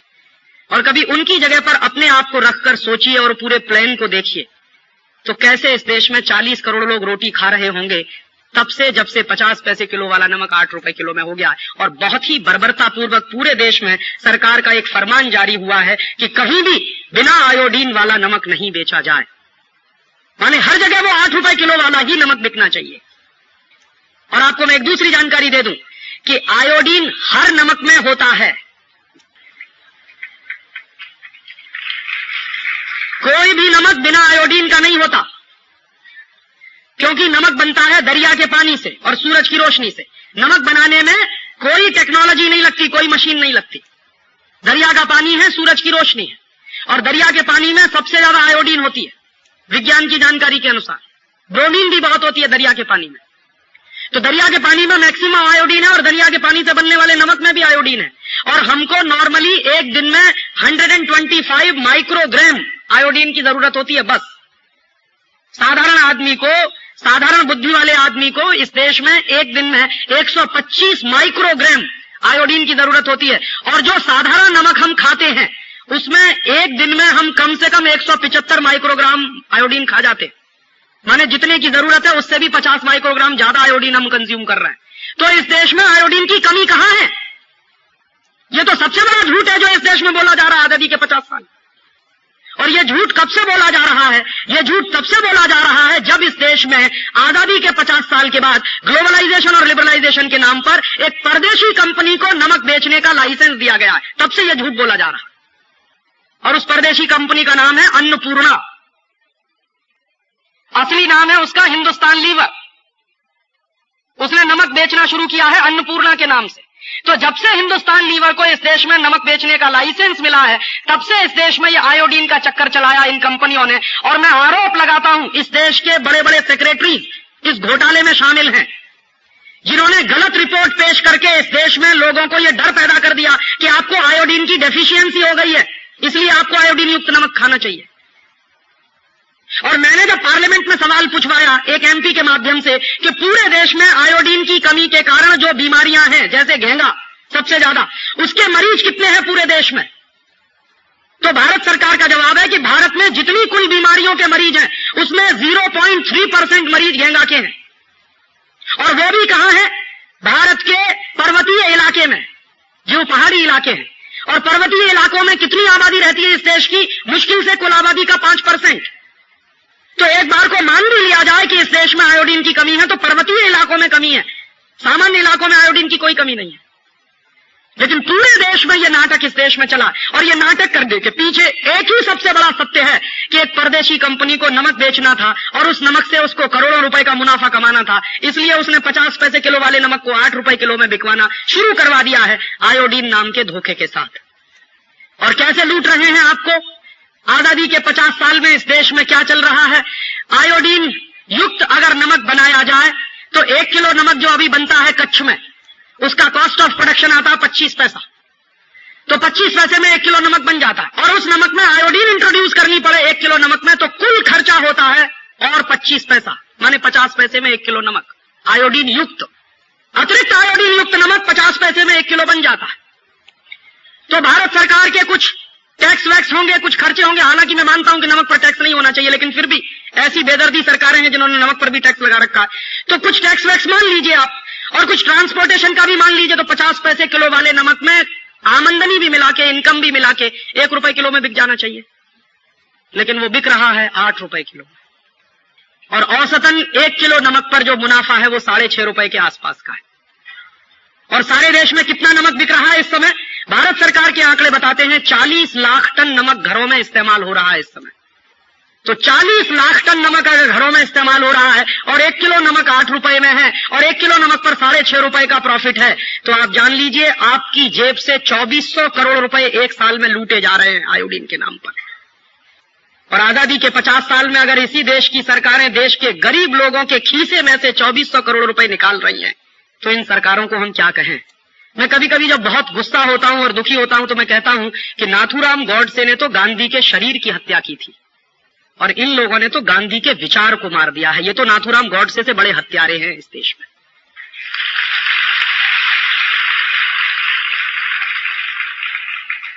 क्योंकि शरीर तो वैसे भी नश्वर होता है, आज रहेगा कल नहीं रहेगा, विचार महत्वपूर्ण होता है किसी भी आदमी का। और नमक सत्याग्रह इस देश में एक विचार था, क्रांति का एक प्रतीक था, हिला दिया था उस नमक सत्याग्रह ने पूरे देश को। और नमक पर टैक्स नहीं होना चाहिए, वो गांधी जी के दिल की तकलीफ थी, हिंदुस्तान के आखिरी आदमी के चेहरे को ध्यान में रखकर। और आज उसी देश में जहां 40 करोड़ लोग गरीबी की रेखा के नीचे रहते हो, उनको 8 रुपए किलो में आयोडीन युक्त नमक खरीदने को मिले, बाकी कुछ मिले या न मिले, और उन गरीबों को इस देश में 35 रुपए किलो का कांदा खरीदना पड़े, ये आजादी के 50 साल में इस देश की तकलीफ है। आखिरी बात चलते चलते कि आप में से कुछ लोगों के मन में फिर ये प्रश्न उठेगा कि राजीव भाई अब तो ये बर्बादी हो ही गई है, अब तरीका क्या है इसमें से। कहना चाहता हूं कि इसके सॉल्यूशंस हैं। माने ये जो व्यवस्था में हम फंस गए हैं, ये जो ग्लोबलाइजेशन में हम फंस गए, लिबरलाइजेशन में हम फंस गए, और जो बर्बादी आ गई है पिछले 7 साल से, इसको ठीक किया जा सकता है। कैसे ठीक किया जा सकता है? कुछ काम हमको करने पड़ेंगे इस देश में। कुछ काम होंगे जो शॉर्ट टर्म के होंगे और कुछ काम होंगे जो लॉन्ग टर्म की पॉलिसीज के रूप में होंगे। जो शॉर्ट टर्म पॉलिसीज हो सकती हैं देश में इस दुर्व्यवस्था को दूर करने के लिए, वो क्या हो सकती है, मैं आपके माध्यम से कहना यह चाहता हूं। ये अगर कोई प्रेस वाले हों तो इस बात को नोट करें कि क्या क्या करना चाहिए, तो इस देश का ये खत्म हो सकती है दुर्व्यवस्था। सबसे पहले तात्कालिक रूप से इस देश में एंटी डंपिंग लॉ को ताकतवर बनाने की जरूरत है, ताकि विदेशी कंपनियों को डंप करने की जो छूट मिली है वो रुके। एक काम। दूसरा काम, अगर अमेरिकन पार्लियामेंट में बाय अमेरिकन एक्ट बना है तो इंडियन पार्लियामेंट से बाय इंडियन एक्ट बनवाने की जरूरत है। तीसरा काम, हमारे देश में ये जो विदेशी कंपनियों को लूट की खुली छूट हमने दे दी है, इसको तत्काल रोकने की जरूरत है। और कम से कम इसमें इतना क्लासिफिकेशन तो हम कर ही सकते हैं कि जिन सेक्टर्स में जीरो टेक्नोलॉजी है और जो चीजें हमारी जरूरत की नहीं है, उदाहरण के लिए Pepsi Cola, Coca Cola, Thums Up, Limca, Citra, या उनके potato chips, Ruffles, Hostess, Top Ramen, बिनीज, या फिर उनकी नूडल्स, या फिर उनका नमक, या फिर उनका आटा, या फिर उनकी कैडबरीज की चॉकलेट, या फिर उनके टॉफियां, या फिर उनके बिस्किट्स, ये जो जीरो टेक्नोलॉजी के आइटम है, ऐसे 840 प्रोडक्ट हैं इस देश में जो जीरो टेक्नोलॉजी के प्रोडक्ट हैं। तो जीरो टेक्नोलॉजी के जो प्रोडक्ट्स हैं इस देश में, उन क्षेत्रों में तत्कालिक रूप से विदेशी कंपनियों को बैन कर देने की जरूरत है कि इस सेक्टर में हमको कोई मल्टीनेशनल नहीं चाहिए, क्योंकि ये हमारे प्रायोरिटी के सेक्टर नहीं है। इस देश के गांवों को पीने का पानी चाहिए, पेप्सी कोला नहीं चाहिए। इस देश के 2 लाख गांवों में पीने का पानी नहीं है, करोड़ों लोगों को पीने का पानी नहीं मिलता है, तो करोड़ों लोगों को पहले पीने का पानी चाहिए, ना कि पेप्सी और कोका कोला। इस देश में 20 लाख बच्चे हर साल बिना दूध के मर जाते हैं, उनको पहले दूध चाहिए, ना कि कैडबरीज की चॉकलेट। हमारी प्रायोरिटीज हमको समझनी चाहिए। तो हमारी प्रायोरिटीज में जो जीरो टेक्नोलॉजी के आइटम है, उनमें 100% विदेशी कंपनियों को बैन करने की जरूरत है। तो आप ये कह सकते हैं, इसमें एक कंफ्यूजन रहता है कि राजीव भाई आप क्या बोल रहे हैं, अभी जो नई आएंगी उनको बैन करना है या जो आ चुकी हैं उनकी बात कर रहे हैं? मैं बात कर रहा हूं जो आ चुकी है उनकी, नई आने वालों की तो बात ही नहीं कर रहा हूं। जो आ चुकी है उनको बैन करने की जरूरत है। तो आप पूछेंगे वो कैसे होगा? आपके देश में एक सॉलिड एग्जाम्पल है, मोरारजी भाई देसाई ने क्या किया था 1977 में।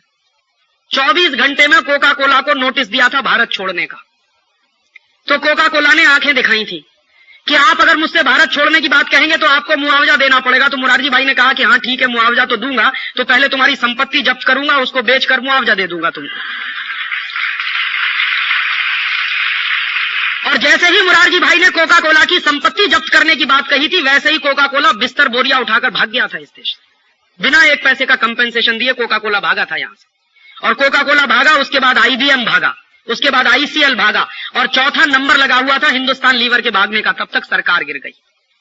अदरवाइज तो ये संकट ही आज नहीं होता इस देश में, क्योंकि वो सरकार बिल्कुल कमिटेड थी कि जीरो टेक्नोलॉजी के एरिया में कोई मल्टीनेशनल की हमको जरूरत नहीं है।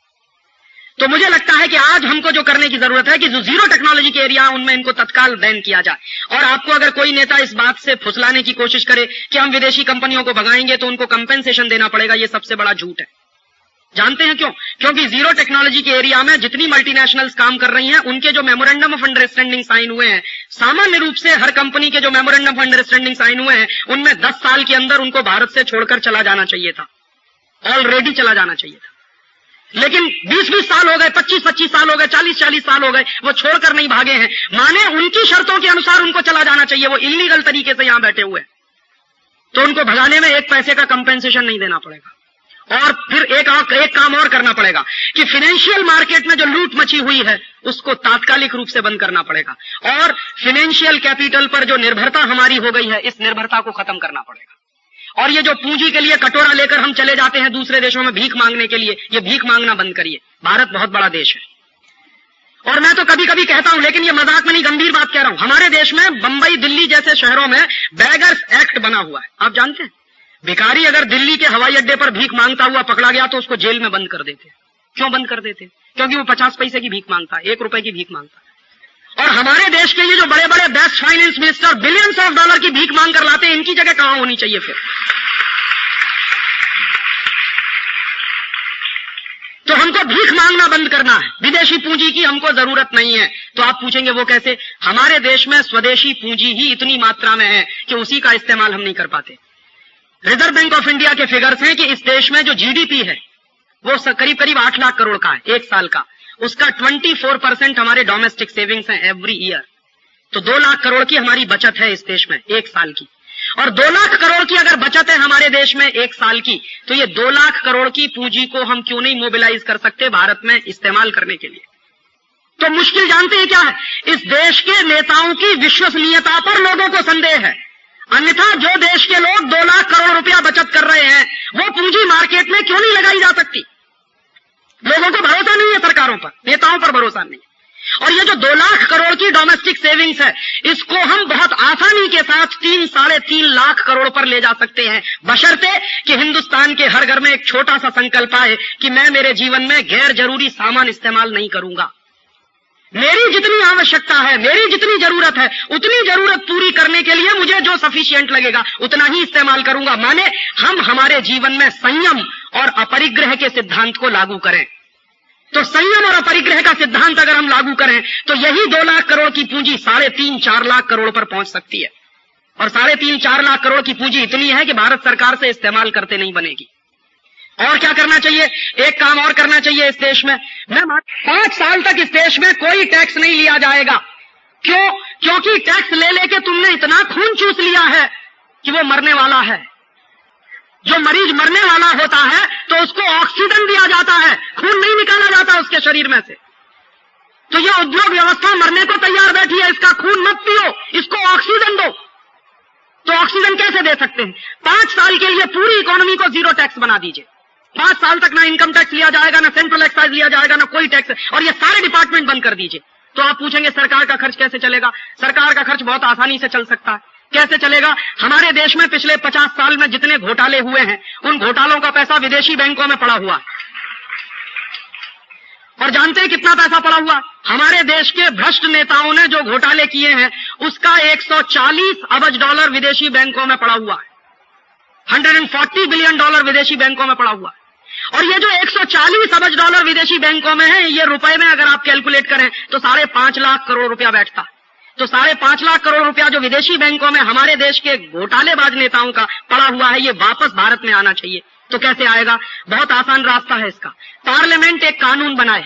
क्या कानून बनाए? कि जो घोटालों के माध्यम से पैसा देश के बाहर चला गया है, ये पैसा राष्ट्र की संपत्ति है, ये नेशनल प्रॉपर्टी है। ये अलग बात है कि नेताओं ने अपनी शक्ति का दुरुपयोग करके, घोटाला करके वो पैसा लूट कर विदेशों में जमा कर दिया, तो वो राष्ट्रीय संपत्ति है। और अगर हमारी पार्लियामेंट ये कानून बनाकर घोषित करे कि स्विस बैंकों में जितना पैसा भारत के नेताओं का पड़ा हुआ है, वो सब राष्ट्रीय संपत्ति है, तो स्विस बैंक है वो सारे पैसे को आपको वापस करेंगी। क्यों? क्योंकि स्विस बैंकों का अपना कानून है कि वो नेशनल प्रॉपर्टी नहीं रख सकते, प्राइवेट प्रॉपर्टी रखते हैं हमेशा। और उनके यहां अगर ये कानून बना है तो इसका फायदा हमको उठाना चाहिए। स्विस बैंकों में ये कानून है कि वो नेशनल प्रॉपर्टी कभी नहीं रखते, और अगर रखी उन्होंने तो उनकी बहुत बदनामी होती है। तो वो प्राइवेट प्रॉपर्टी रखते हैं। तो उनको बताया जाए कि ये प्राइवेट प्रॉपर्टी नहीं है, ये नेताओं के बाप की कमाई का पैसा नहीं है, ये देश के लोगों के खून पसीने की कमाई का पैसा है जो यहां से लूट कर ले जाया गया है। तो अगर इसको नेशनल प्रॉपर्टी डिक्लेयर कर दिया जाए तो 5.5 लाख करोड़ रुपया वापस आ जाएगा। और ये 5.5 लाख करोड़ रुपया उतना होता है कि भारत सरकार 5 साल तक टैक्स बिल्कुल लेना बंद कर दे तो भारत सरकार का बजट चल जाएगा। तो एक पैसे का टैक्स लेने की जरूरत नहीं। और अगर आप इस देश में 5 साल इकोनॉमी को जीरो टैक्स बना दीजिए तो जान लीजिए कि इस देश में ब्लैक मनी की पैरेलल इकोनॉमी, व्हाइट मनी की इकोनॉमी बन जाएगी। माने इनकम टैक्स का डिपार्टमेंट ही जब बंद हो जाएगा तो कोई मनी ब्लैक होएगी ही नहीं। और आपको मैं जानकारी दूं कि मनी मनी होती है, ब्लैक एंड व्हाइट नहीं हुआ करती। ये इडियोटिक कानून है जिनके कारण कुछ धन ब्लैक मनी है, बाकी धन व्हाइट मनी है। और ये मेरा एक दोस्त है इनकम टैक्स कमिश्नर, उससे मैं कई बार पूछता हूं कि तुम करते क्या हो साल में?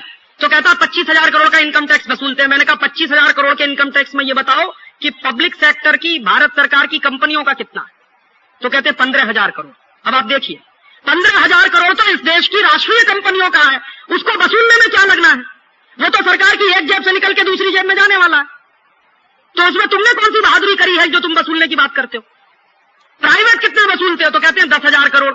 मैंने कहा 10,000 करोड़ का तुम पैसा वसूलते हो प्राइवेट, जिसको हम इनकम टैक्स कहें, इसमें से खर्चा कितना करते हो? तुम्हारे देश में जो पूरा इनकम टैक्स का डिपार्टमेंट है, उसमें जो पलने वाले बड़े बड़े मगरमच्छ जैसे ऑफिसर हैं, इनकी तनख्वाह पर खर्चा क्या होता? तो कहने लगा अगर पूरे डिपार्टमेंट का तुम एक्सपेंडिचर सुनोगे, डायरेक्ट इनडायरेक्ट सब मिला के, तो साल भर में कुछ 3-1 हजार करोड़ रुपए का खर्चा। तो मैंने कहा एक्चुअल कलेक्शन कितना है फिर? 7,000 करोड़ का। तो मैंने कहा 7,000 करोड़ की सब्सिडी क्यों नहीं दे देते देश को? माने क्या है, 7,000 करोड़ माफ क्यों नहीं कर देते? कहने लगा बात तो तुम्हारी समझ में आती है। मैंने कहा फिर तकलीफ क्या है इसको लागू करने में? तो कहने लगे मेरी कुर्सी का क्या होगा? मैंने कहा तुम्हारी कुर्सी का कुछ नहीं बिगड़ने वाला। मैंने उससे पूछा कि तुम्हारे इनकम टैक्स के 1 लाख के ऑफिसर्स कितने? तो पूरे देश में 3200 ऑफिसर्स हैं। तो मैंने कहा इन 3,200 ऑफिसर्स को हम हाथ में हल पकड़ाएंगे और खेत में जोतकर जीविका चलाएंगे ये अपनी। कहने लगा क्यों? मैंने कहा तुमको मालूम नहीं है कि कैपिटल फॉर्मेशन कैसे होता है?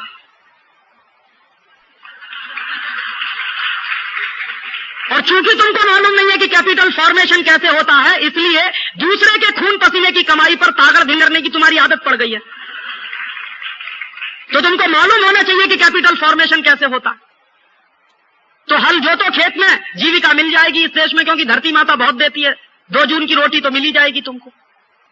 तो कि बात कुछ समझ में आ रही है। मैंने कहा इससे भी ज्यादा सबसे महत्वपूर्ण बात जो समझनी चाहिए तुमको ये, मैंने उसी से पूछा कि तुम ये बताओ कि तुम्हारे इनकम टैक्स डिपार्टमेंट के कानूनों के कारण ब्लैक मनी कितना जनरेट होता है एक साल? तो कहने लगा लगभग 1.5 लाख करोड़ का।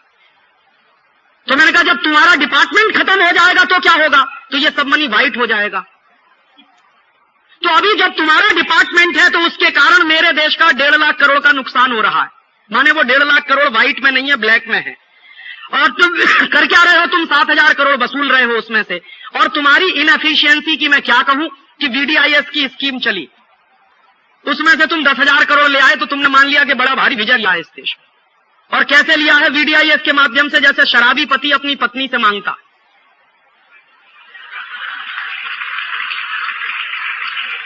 जो शराबी पति होता है वो अपनी बीवी के सामने जाके जानते हैं क्या कहता है? कि आज दे दे शराब पीने के लिए, कल से नहीं मांगूंगा तुझसे।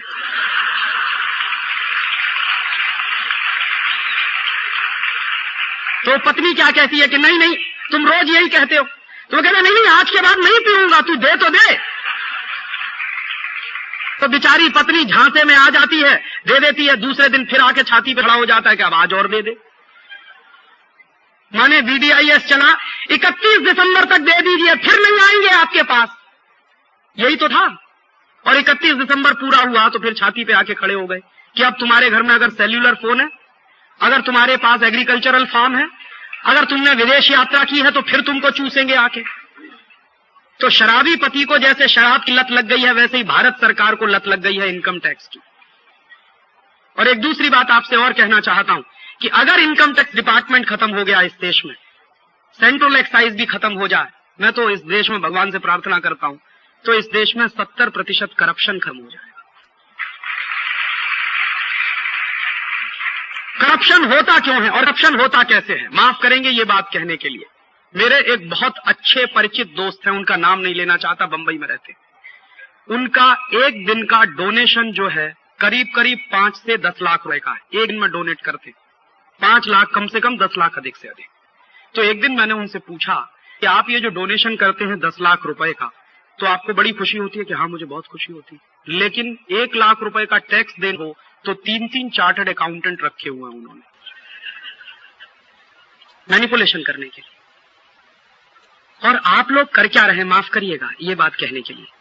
1 रुपया इस जेब से निकलकर उस जेब में कैसे जाए, उसी में आपकी पूरी कसरत लगी हुई है।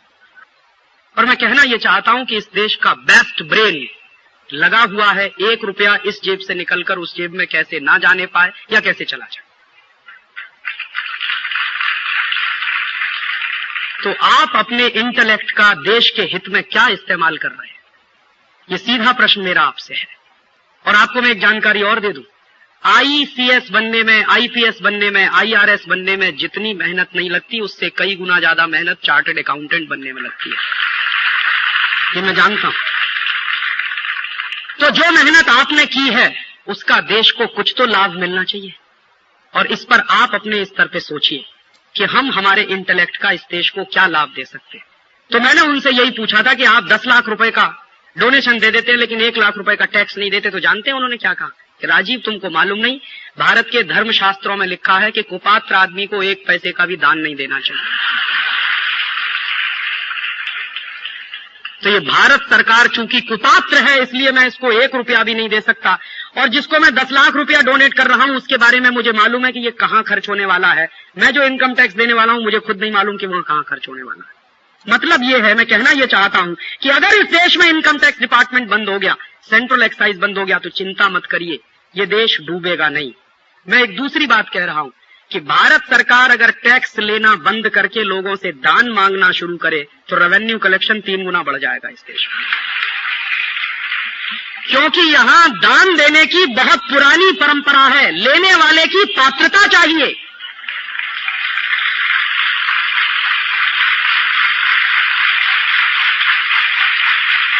और अगर लेने वाला इस देश में पात्रता रखता है तो देने वालों की कभी कमी नहीं है। राणा प्रताप को जानते हुए कि वो एक हारी हुई लड़ाई लड़ रहा है, भामा शाह ने अपनी थैलियां खोल दी थी। ये जानते हुए कि राणा प्रताप एक हारी हुई लड़ाई लड़ रहा।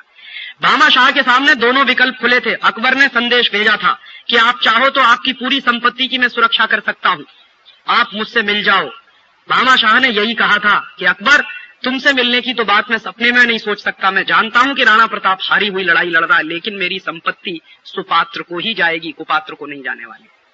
तो इस देश में ये हजारों साल की परंपरा है कि सुपात्र लोगों को कभी भी इस देश में कमी नहीं होती और कुपात्र लोगों को दान कभी देना नहीं चाहिए।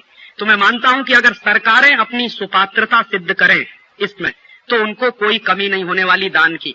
तो टैक्स नहीं लिया जाएगा, दान लिया जाएगा, और दान लेने में विनम्रता होती है, टैक्स लेने में गुंडागर्दी दिखाई जाती है।